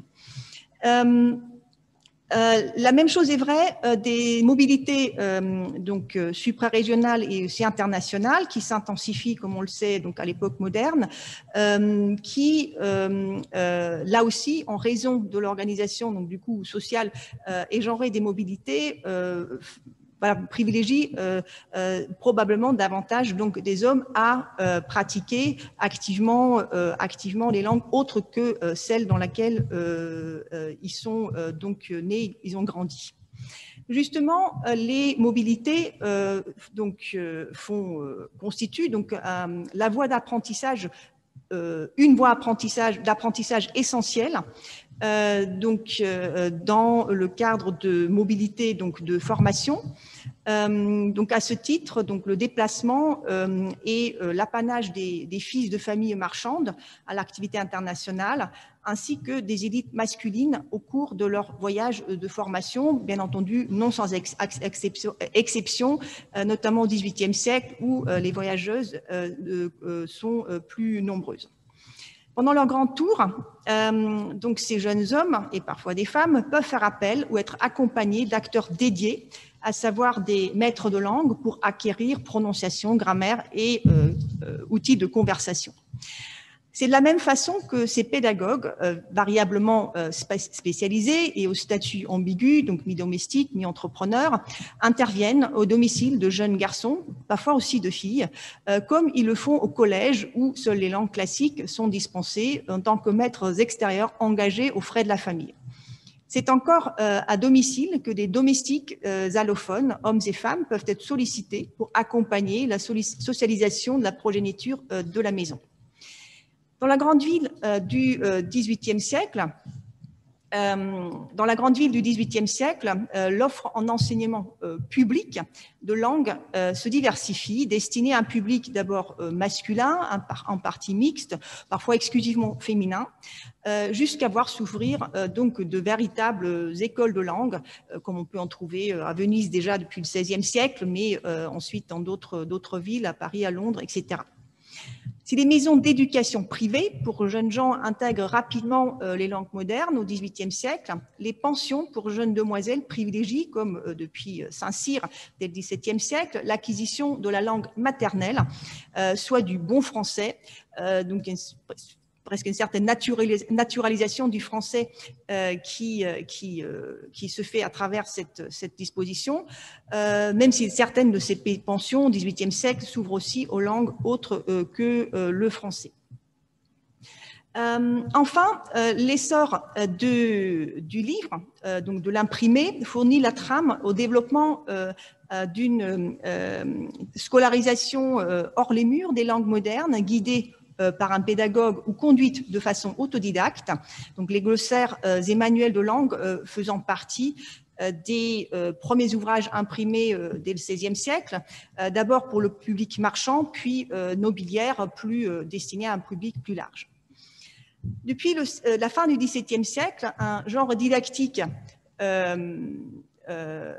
particulier donc voit le jour, donc dédié aux dames. Donc ça s'inscrit plus généralement dans les processus de vulgarisation, on va dire, des savoirs, dont les auteurs sont généralement des hommes et qui visent donc un public plus large, notamment non latinistes, donc pas forcément que des femmes, non latinistes, donc nécessairement la plupart des femmes en fait partie. Donc ce sont des orthographes ou grammaires pour les dames, pour le français, mais aussi pour d'autres langues. Donc là c'est un exemple pour la langue italienne. Donc là, il s'agit donc de transmettre donc le fonctionnement d'une langue, du français et d'une langue étrangère, sans ennuyer les élèves, enfants et adultes, avec les règles et la nomenclature calquées sur la grammaire latine. L'acquisition de la grammaire, donc latine, mais aussi puis française et celle des autres langues, demeure un horizon destiné d'abord aux hommes. Ça ne veut pas dire que des femmes ne l'apprennent pas du tout, mais dans la visée, dans l'organisation de l'enseignement. Donc, dans ce contexte brièvement esquissé, la connaissance donc des pratiques et théoriques de langue autre que sa langue naturelle apparaît ainsi comme un attribut du masculin, considéré comme un objet de savoir, donc grammaire, savoirs anciens, etc., un atout culturel distinctif, hein, c'est à ce titre en tant qu'art d'agrément que les langues modernes entrent dans l'éducation nobiliaire au XVIIe siècle, ou encore un outil de communication, y compris professionnel, dans le commerce, dans la diplomatie par exemple. Donc le fait linguistique, fait social, contribue ainsi à l'organisation genrée de l'espace social. Bien entendu, il ne suffit pas de recenser les différences entre hommes et femmes. Les deux exemples donc, suivants peuvent donc aussi rappeler qu'il importe de situer les différences de genre structurel dans les contextes spécifiques. Donc, au XVIIIe siècle, par exemple, le nombre croissant de traductrices de littérature, mais aussi de sciences, hein, et la diversification des milieux sociaux dont elles sont issues, donc lente diversification, traduisent aussi les mutations de l'éducation des filles au cours du siècle. Toujours est-il que la nature de la maîtrise d'une langue n'est pas sans conséquence sur la nature des usages qui peuvent en être faits. Usage privé, voire intime, donc en quelque sorte pour soi. Usage, d'une part, donc ça c'est le premier exemple avec Madame Roland, et deuxième type d'usage qui peuvent donc être professionnels et dont le marché du travail parisien du XVIIIe siècle peut nous fournir quelques exemples. Dans les milieux culturellement donc bourgeois du XVIIIe siècle, apprendre signifie d'office pour les jeunes filles s'inventer des chemins de traverse en l'absence de voies institutionnelles ou du moins réglées, satisfaisantes ou suffisantes, majoritairement donc réservées aux garçons qui eux aussi recourent à des chemins de traverse. Hein. Dans sa correspondance et ses mémoires, Manon Fripon, que nous connaissons donc sous son nom de Madame Roland, évoque par endroits sa pratique des langues. Si l'écrit demeure symboliquement donc associé à l'autorité, aussi à l'octorialité masculine, que nombre de femmes de lettres et savantes du XVIIIe siècle se mettent à réclamer pour elle, Manon Fripon se voit contrainte à passer par l'écrit pour apprendre les langues. Donc, elle n'a pas de gouvernante anglaise ou anglophone qui l'élève, et elle n'a pas de maître d'italien qui lui donnerait des leçons. Elle ne peut pas faire de voyage de formation pour pratiquer en quelque sorte en immersion. Or, elle trouve des nourritures spirituelles chez son oncle, un prêtre à la bibliothèque fournie, qui lui enseigne d'ailleurs le latin, puis se met à apprendre l'anglais en lisant à l'aide d'un dictionnaire. C'est d'ailleurs Montesquieu le fait aussi comme ça. Et l'italien, donc seul et sans peine. À la lecture, s'associe sous forme d'exercice. À la lecture s'associe donc l'écriture sous forme d'exercice, mais aussi de correspondance, notamment avec son futur mari, donc Jean-Marie Roland de la Platière, qu'elle épouse en 1780. Donc, elle correspond avec lui donc pendant des années qui précèdent leur mariage, en partie en italien, pendant que celui-ci, qui est inspecteur des manufactures, parcourt l'Italie. Donc là, je vous ai donc projeté cet extrait où elle évoque elle-même dans une lettre donc adressée à son futur mari, c'est sa façon donc de se débrouiller littéralement avec le français en dévalorisant aussi donc ses compétences, mais c'est un aspect, elle distingue très clairement donc entre l'oral et l'écrit. Donc justement, la question des compétences linguistiques n'est pas ce qu'on appelle aujourd'hui des compétences linguistiques, donc l'oral, grosso modo l'oral et l'écrit. La maîtrise donc de l'oral permet, entre autres choses, de converser, hein, de communiquer, mais aussi de converser. Aussi une maîtrise vacillante de l'oral peut donc amener à se contenter d'écouter, voire à ne pas comprendre grand-chose lorsque on assiste à une conversation orale.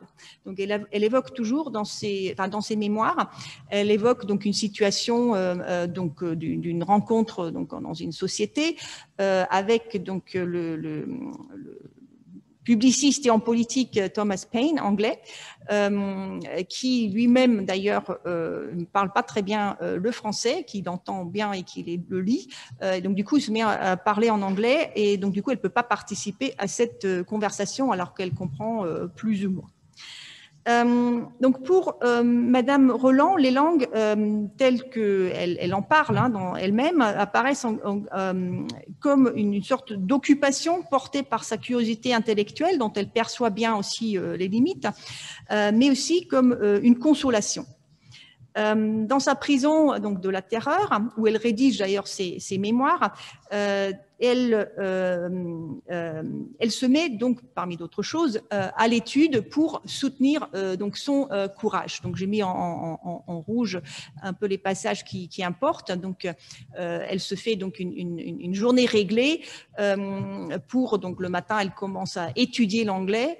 Dans un essai de Shaftesbury sur la vertu, j'expliquais des vers de Thomson, donc c'est véritablement un entraînement en fait vraiment réglé sur ses lectures de poésie, qui donc lui procure donc une fortification de la raison et pénétrait donc son cœur et charmait son imagination. Donc tant la dissociation des compétences donc écrites et orales que l'exercice en quelque sorte d'autoconsolation dans des situations donc difficiles se trouve aussi chez des hommes de lettres, donc l'abbé Morellet par exemple, qui est un des traducteurs importants de Beccaria, de Adam Smith, etc., ne parle pas les langues qu'il traduit. Ou aussi en prison, où on trouve par exemple un diplomate, un exemple d'un diplomate déchu qui se met à faire des exercices de langue qu'il maîtrise. Or, Madame Roland, dans les usages là que j'ai montrés, je peux peut-être certainement pas le réduire à ça, mais ce qui apparaît, c'est une sorte de pratique pour elle-même, donc qui est portée donc par sa curiosité, on va dire personnelle, intellectuelle, dans ce contexte-là. Alors d'autres femmes de son milieu justement connaissent et qui connaissent un revers de fortune en termes économiques du terme se tournent cependant vers le marché du travail pour y trouver un moyen de subsistance. Il est vrai qu'on trouve le talent linguistique, donc talent, c'est le terme qui est utilisé dans les sources du XVIIIe siècle, donc on dirait compétence ou qualification peut-être plutôt, sur le marché du travail. Donc le marché du livre, donc qui est en partie un marché de la traduction, où on trouve une part croissante des femmes, bien entendu minime, donc il y a des comptages qui ont été faits dans les sans doute pas plus de quelques pourcents, en moins de 10%,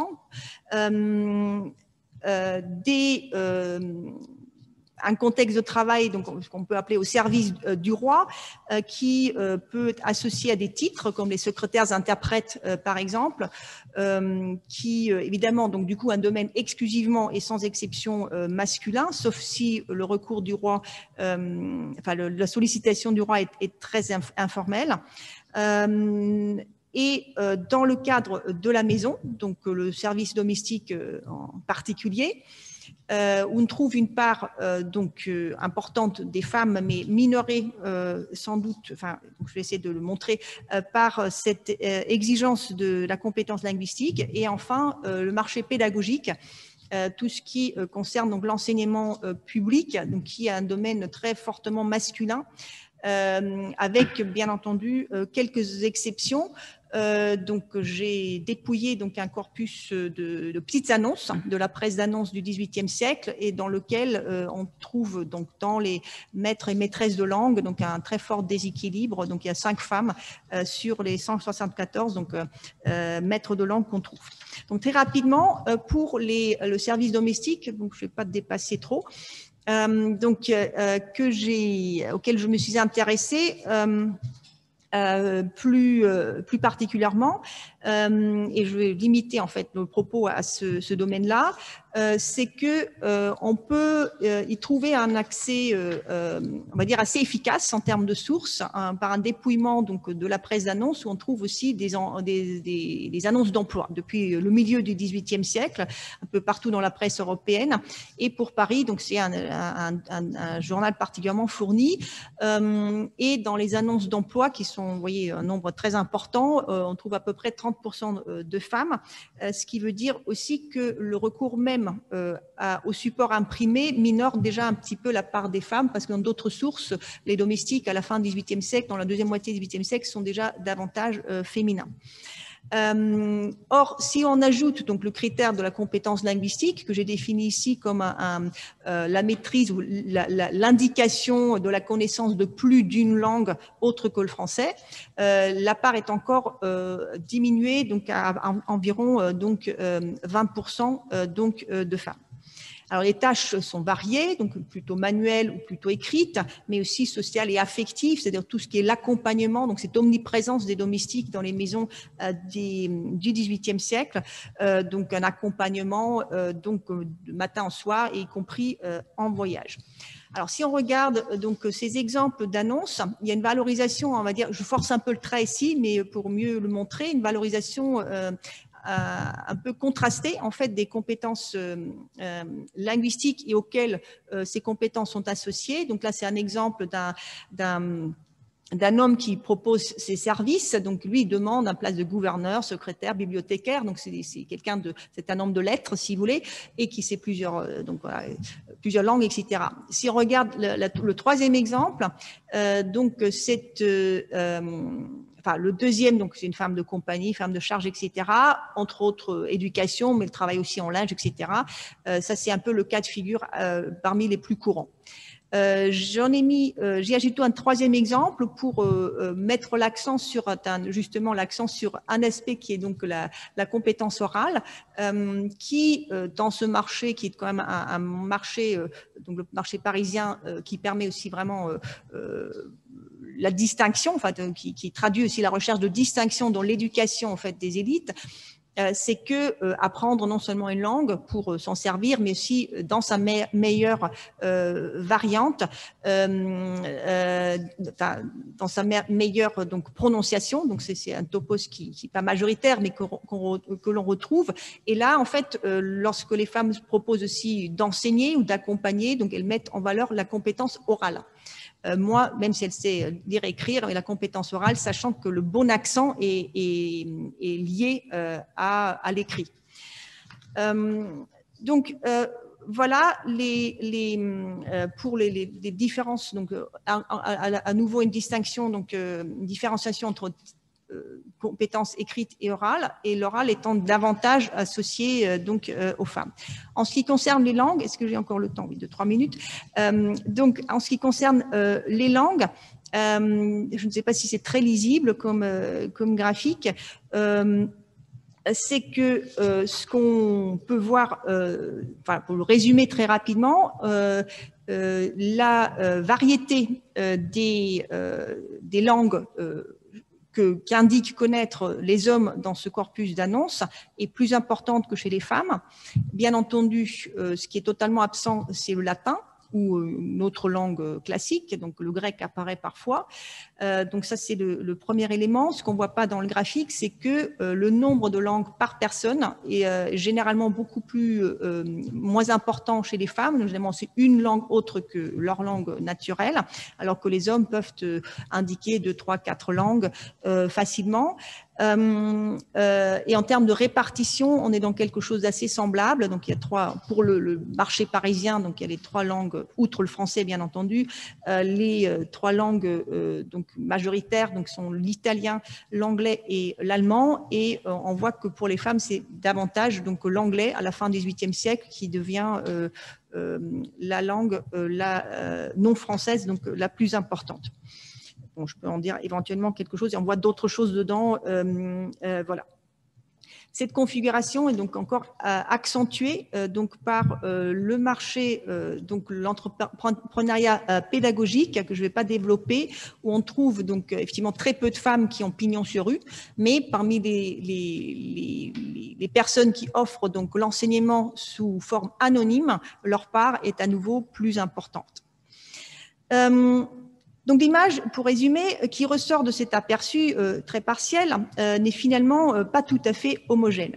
Dans un contexte général qui fait de la compétence allophone un attribut masculin et de la maîtrise du bon français une qualité féminine quasi naturelle, plusieurs éléments interviennent pour contraster le constat. Milieu social, contexte pratique et finalité de l'usage des langues. S'intéresser aux pratiques langagières plurilingues offre ainsi des pistes pour appréhender la capacité d'agir genrée et qui organise les sociétés du passé dans leur dimension à la fois intime et sociale, voire politique. Donc, je vous remercie de votre attention.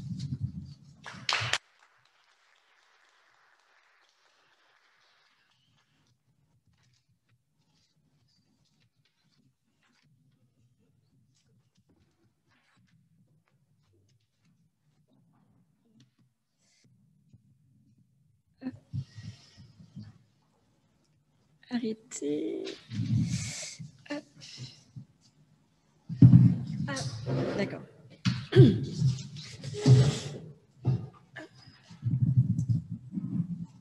Merci beaucoup à nos 3 intervenantes pour ces communications extrêmement pointues qui nous ont donc montré qu'il y avait parfois des différences pointues, importantes entre les hommes et les femmes, notamment, comme on vient de le voir, dans l'apprentissage des langues, où l'apprentissage des langues est plutôt réservé et plutôt du domaine du masculin, même si, évidemment, parfois les femmes y ont accès. Et alors que dans la pratique de la dénomination des femmes au travail, Marie-Laure Snoek nous a montré qu'il n'y avait pas de distinction entre les hommes et les femmes dans la façon dont on dénommait les artisans ou les artisanes. Et que peut-être là, la distinction, elle se fait autre part, elle ne se fait pas dans la dénomination, elle se fait plutôt dans une différence entre le politique et le social.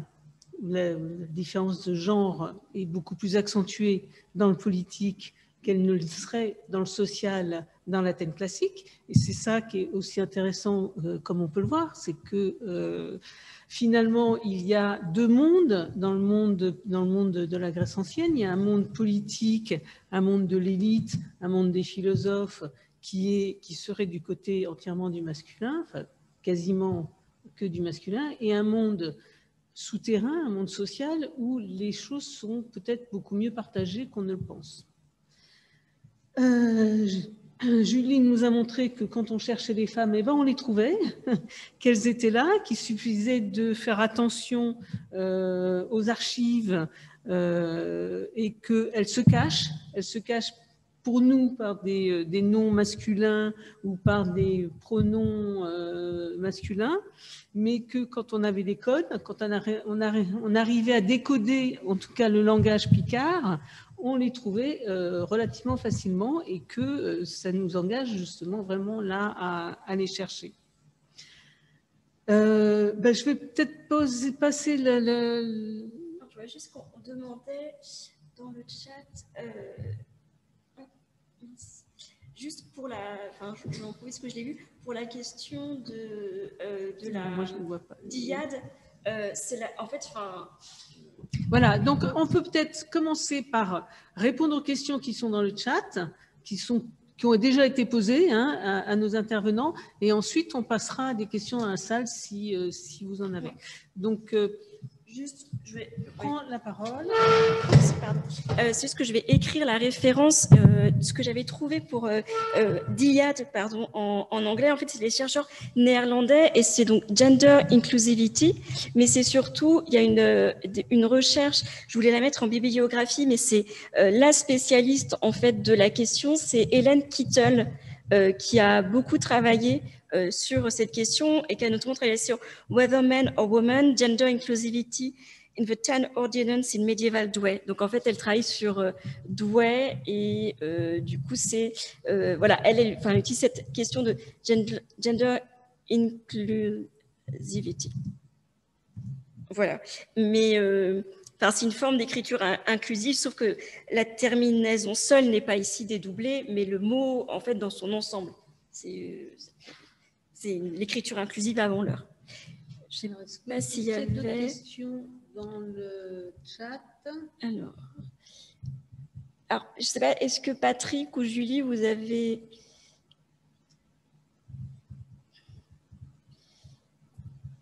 Non, j'ai l'impression qu'il n'y a plus d'autres questions dans le chat. Il y a une référence d'un article de Cécile Béguin qui donne un complément aussi par rapport aux interventions qui ont été faites. D'accord. Alors, oui, s'il y a des questions. Moi, j'ai une question. Oui. Et Sophie Lalanne a également une question parmi les visio-auditeurs.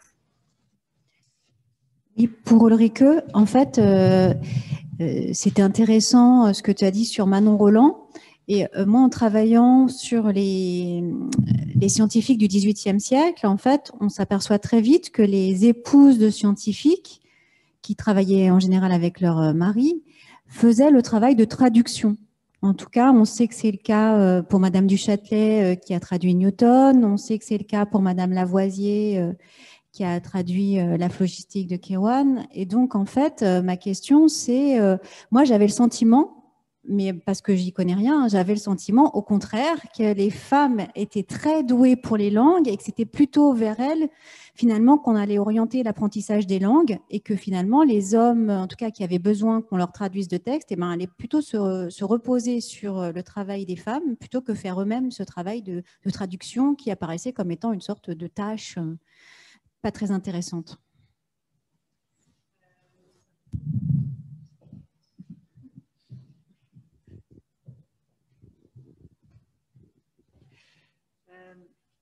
Oui, là, je pense que c'est vraiment tout l'intérêt de regarder dans quel milieu on est. Donc ça, c'est justement des épouses et des filles dans les foyers de savants. C'est pas du tout la même chose que tout à l'heure. Donc il y a des travaux sur le scientific household, donc qui montrent que là la répartition, enfin l'accès au savoir et la pratique des savoirs dans ces contextes en quelque sorte d'atelier de la fabrication des savoirs, il y a effectivement c'est l'occasion en fait pour des femmes qui dans des voies formalisées de l'apprentissage n'auraient absolument pas accès à ces savoirs, dont linguistique participe. Donc c'est comme ça depuis le XVIe, XVIIe siècle. Donc voilà. Et donc justement les travaux d'Isabelle Lémonon donc récemment mettent aussi l'accent sur cet aspect-là. Et donc d'où l'importance de s'y intéresser systématiquement de plus près. Mais là, effectivement, c'est la traduction un peu la tâche des épouses, c'est un travail d'assistance. Voilà. Et donc ça, c'est vraiment le contexte spécifique de ce milieu-là. Donc je crois que c'est vraiment important de voir, et comme on a beaucoup de traces en fait de femmes qui ont écrit, donc on s'intéresse à la traduction, etc. Donc c'est un peu ce qu'on voit le plus rapidement. On a effectivement déjà l'impression que depuis toujours, en quelque sorte, les filles sont douées pour les langues. C'est absolument pas le cas systématiquement. Si on voit un petit peu. Dans le cas de Madame Lavoisier, comme elle avait quand même épousé. On ne doit pas t'entendre. Dans le cas de Madame Lavoisier, comme elle a épousé quand même Lavoisier à 13 ans, on peut même se demander si il ne l'aurait pas formée en fait à faire certaines tâches. Du coup, ça interroge beaucoup sur la répartition des rôles à l'intérieur des couples scientifiques. Je suis toujours là. Oui, non, mais là, du coup, je ne connais pas le détail du cas, mais en fait, là, chez Madame Roland, en fait, cette correspondance avec son futur mari, elle dit, voilà, vous risquez de rester mon maître parce que justement, j'ai pas l'occasion de pratiquer la langue, et alors que lui, il est en voyage en Italie, il fait ça comme font les hommes de son milieu et son métier, on va dire, et donc elle est tout à fait, c'est un peu Pygmalion, enfin avant la lettre ou après la lettre, donc voilà. Donc ça, c'est tout à fait possible. Donc du coup, c'est quelque chose d'ambigu parce qu'effectivement, on est à quelque chose une répartition un peu hiérarchique des tâches et mais aussi dans les rapports de couple, enfin, si on peut dire ça de façon un peu anachronique. Donc effectivement, le mari enseigne en quelque sorte aussi les savoirs, mais en même temps, c'est l'occasion. Voilà. Après, il faut voir ce qu'en font les femmes. Donc voilà. Donc c'est.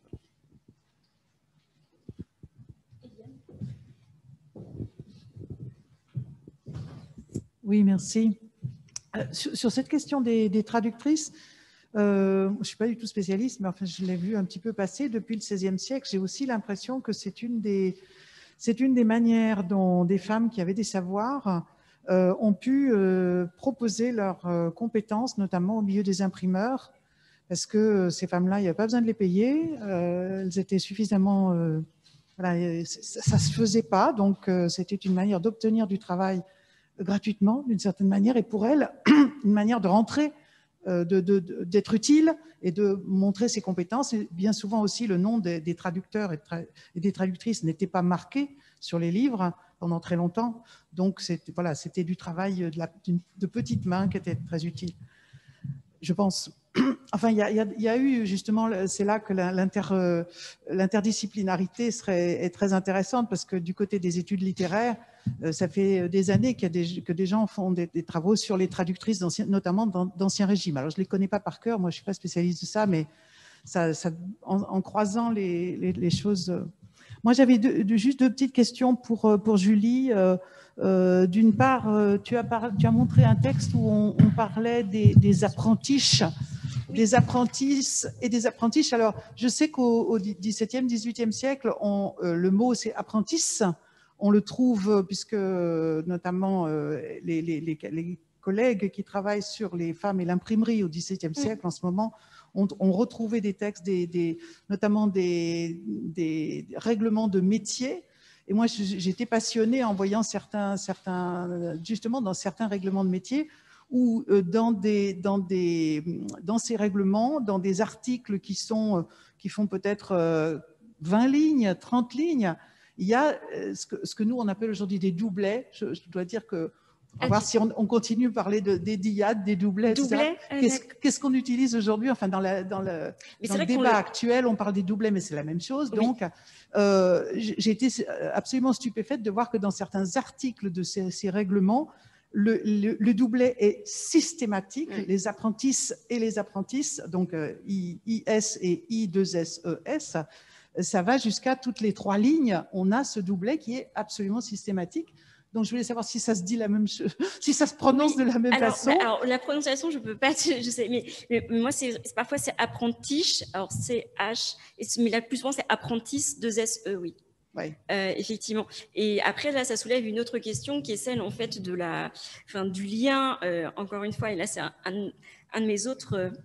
chevaux du coup de bataille, c'est la question du lien entre l'époque moderne et l'époque contemporaine autour de la fermeture des corporations, parce que effectivement, je ne sais plus si j'ai mis l'exemple dans mon PowerPoint, mais il y a cette idée, bon, déjà que les femmes auraient soi-disant pas intégré les corporations. Bon, là, on commence à montrer que en réalité, c'était le cas, mais par contre, elles auraient dû les quitter au moment de la fermeture des corporations, au sens pas fermeture, pas qu'elles disparaissent, mais en tout cas de leur repli sur elles-mêmes, puisque l'effet de monopole croissant fait qu'effectivement, on va fermer de plus en plus la corporation aux étrangers.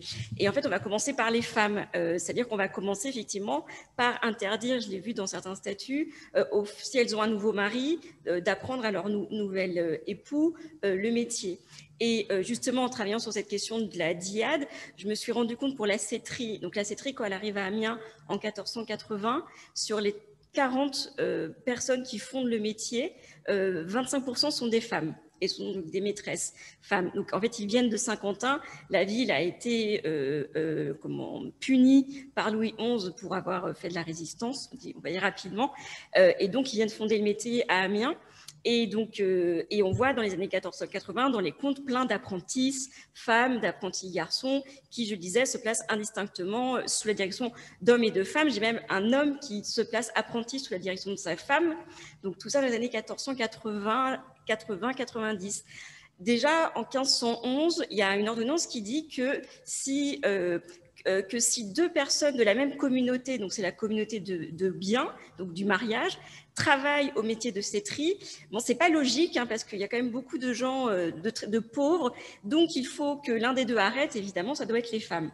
Et quand j'arrive à l'ordonnance de 1520, il n'y a plus du tout de diade ni de maîtresse.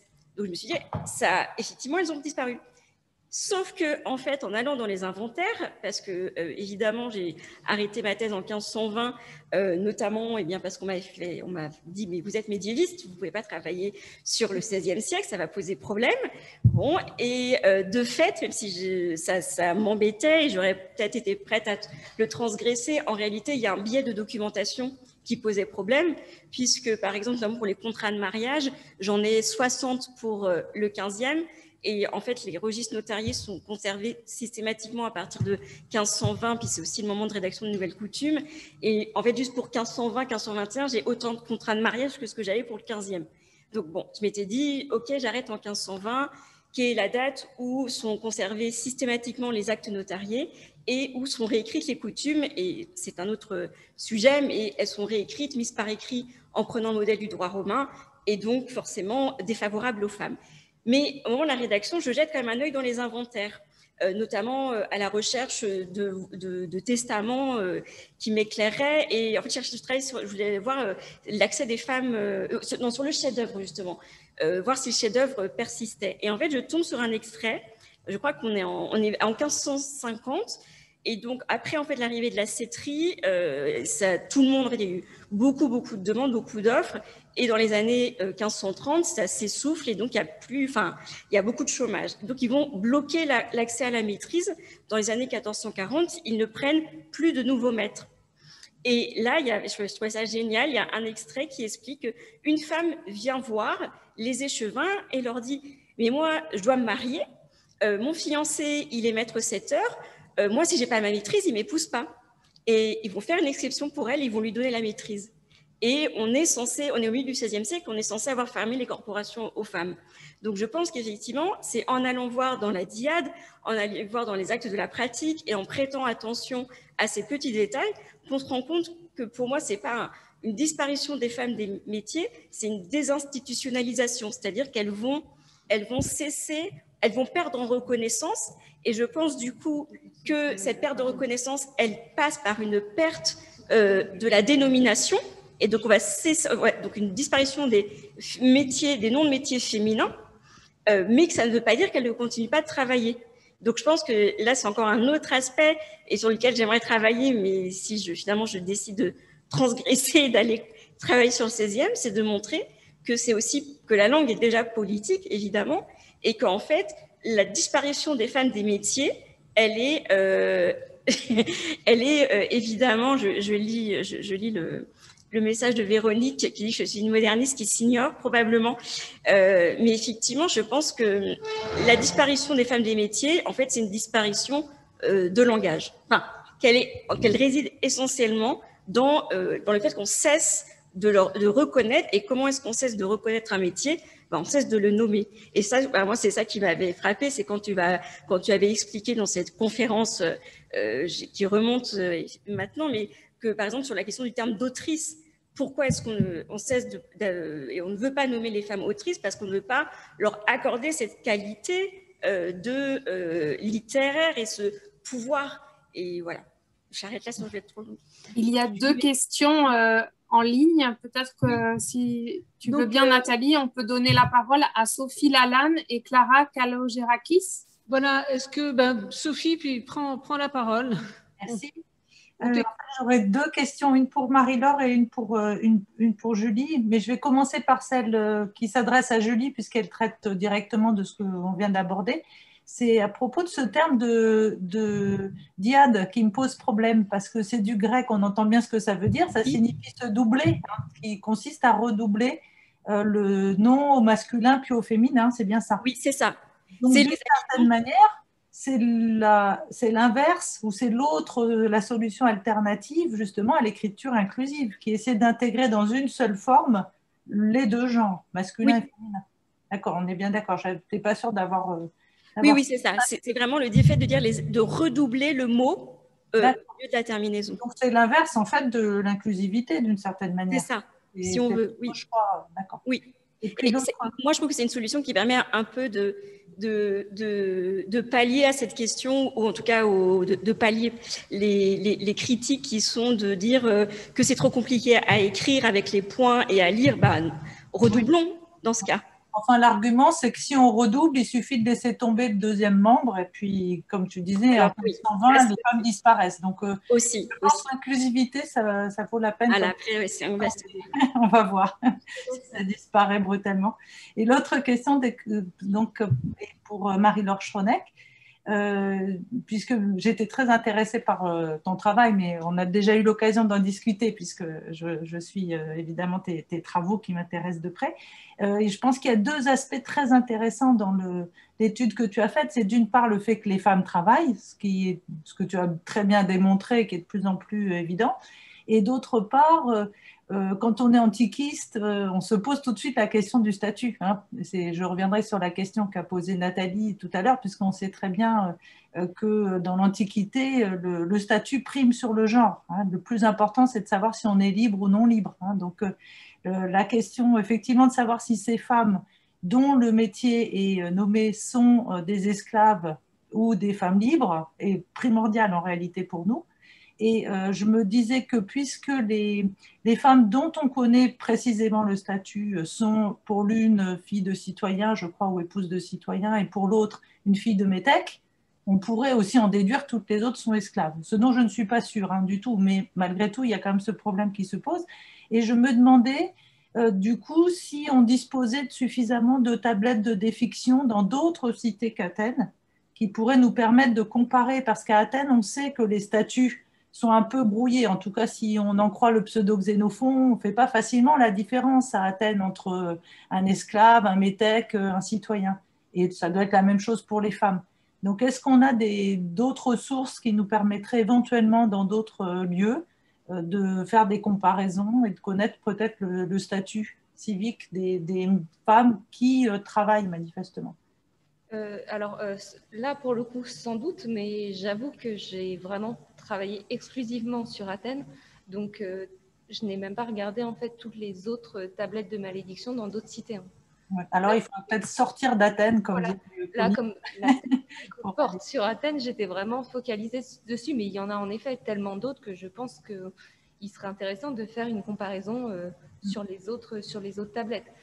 Après, en effet, comme je l'ai dit dans ma communication, dans la très grande majorité, comme on n'a que le nom et le métier, on a souvent fait de ces femmes des esclaves, mais rien ne prouve en tant que tel que... voilà, il y a plein de dédicaces de femmes sur l'acropole et des dédicaces d'offrandes assez conséquentes, des monuments qui ont dû quand même coûter assez cher, et rien ne prouve que c'était forcément des esclaves, même c'est quasiment incompatible. Et donc, il y a plusieurs études qui montrent que sur la fin de l'époque archaïque, début de l'époque classique, on a des offrandes monumentales où c'est des femmes et elles n'ont que leur nom. Et le fait qu'elles n'aient pas écrit le nom du mari ou le nom de leur père, on n'a jamais dit qu'elles étaient esclaves pour autant. Donc, pourquoi, pour une femme qui fait le choix de mettre son nom de métier, elle sera plus esclave qu'une femme qui met juste son nom, en fait? Tout à fait. Voilà. Ça, c'est sûr qu'on a été victime de préjugés. On a systématiquement dit que les artisans et les commerçants étaient des esclaves. Et moi, ce qui me paraît aussi intéressant, c'est de voir que certaines femmes donc, ont une indépendance financière, puisque son travail lui a permis de nourrir ses enfants, etc. Et donc, en plus, ces femmes font des offrandes. Donc, elles ont cette possibilité d'avoir en propre de l'argent pour faire une offrande, pour nourrir leurs enfants, etc. Ce qui va à l'encontre de a appris il y a très longtemps sur le fait que elle n'avait pas, n'avait pas d'argent. Donc là, à travers justement ces dédicaces, on se rend compte que finalement les femmes avaient peut-être plus de place qu'on ne le pensait dans l'Antiquité. Alors, il faut qu'on prenne une dernière question avant la pause, j'allais le dire. Il y a Clara qui voudrait poser une question, et ensuite il y aura Cécile. Oui, je ne pense pas qu'on aura le temps, parce que là, on a un quart d'heure de retard. Non, on n'a pas un quart d'heure. Si, on a un quart, on devrait faire la... Donc, on le changera entre nous, vu que tu es là, si ça ne t'embête pas. Alors, la question de Clara était... C'était pour Julie Pilorget. C'était savoir, est-ce que dans le cadre de votre thèse, vous avez pu voir qu'il y avait une spécificité picarde sur ces dyades qui fait que en Picardie ou dans le nord de l'Europe, il y a une sorte d'émancipation de la femme, de visibilisation, pardon, de la femme. Et la deuxième question, toujours à vous, c'est est-ce que l'espace urbain ne serait pas un vecteur d'indépendance ou de reconnaissance du métier féminin dans l'espace public, parce que j'ai l'inverse. Moi, je travaille sur la noblesse bourguignonne et inversement, les nobles du Sud sont vachement choqués de comment les Bourguignons traitent les femmes. Exemple, quand Isabelle de Portugal s'est mariée avec Philippe le Bon, les Portugais étaient outrés des mœurs bourguignonnes. Voilà, donc est-ce que l'espace urbain... alors pour la dyade, oui, a priori, enfin c'est ce que suggérait Peter Stabel, donc qui est un médiéviste belge que je citais tout à l'heure, mais il faudrait que je mène la recherche effectivement à plus grande ampleur, mais ça serait une pratique, donc ces doublets ou dyades particulièrement répandus dans la langue picarde et dans les ordonnances picardes et wallonnes. Donc lui a constaté la même chose pour en fait les Pays-Bas bourguignons. Il y a cette idée, en fait, lui aller même plus loin, de dire qu'effectivement, le picard serait une langue plus égalitaire, mais pour moi, c'est en fait surtout le reflet d'un espace plus égalitaire, puisque l'espace picard-wallon est reconnu pour avoir cette coutume de communauté de biens entre époux qui est qui va même très loin, parce que par exemple à Douai ou à Saint-Quentin, il y a la pratique de l'entravestissement. Donc par lettre, on peut se donner l'entièreté de son héritage. Et un exemple très rapide pour comprendre ça, on a un exemple par exemple à Douai, donc d'un homme qui se marie et dont la femme apporte une grosse fortune. Ils ont 2 enfants, 2 garçons. Cette femme meurt et donc son patrimoine était constitué essentiellement par l'apport de la dot et des biens de sa femme. Il se remarie avec une femme qui n'a pas d'enfant, qui n'a pas spécialement de patrimoine. Il y a entravestissement, donc il se donne l'ensemble des biens. Eh bien, quand le mari meurt, les garçons n'ont rien. C'est la femme qui a tout, parce qu'il y a eu entravestissement. Alors, il n'y a pas ça à Amiens, j'étais déçue, mais alors c'est notamment, je ne connais qu'elle, Martha Howell, qui a travaillé, je peux écrire en même temps dans le chat, qui a travaillé sur ces lettres d'entravestissement, mais dans l'espace, enfin dans la prévôté d'Amiens, ça se pratique par exemple à Saint-Quentin, donc dans quelques espaces minimes. Et pour très rapidement, la deuxième question, oui, alors après, je pense qu'il y a le biais de lecture, effectivement, ethnographique, comme avec l'exemple que je citais au début, c'est-à-dire que les gens du Sud sont très étonnés par les libertés et les mœurs des femmes, mais dans tous les cas, moi, l'idée que je défendais au travers de cet espace, et j'ai fait ma thèse sur Amiens, ce qui à la base, j'espère choquer aucun Amiénois, mais n'était pas forcément hyper glamour, c'est-à-dire que bon, travailler sur une ville, ça fait très monographie médiévale, bon, j'avoue qu'au début, c'était un peu bon. Et en fait, l'idée, c'était de travailler montrer que la ville fonctionne comme un système, qu'on peut comprendre la place des femmes dans l'économie, dans l'écriture, que si on a compris la place qu'elles occupent dans le droit. Enfin, voilà. L'idée que ça fait système, et ce que j'espère avoir démontré, c'est en gros, oui, peut-être que les femmes du Nord seraient plus libres et que cette liberté se ressent à travers cette écriture, effectivement, qui leur fait une place plus importante. Si j'ai été concise. Voilà.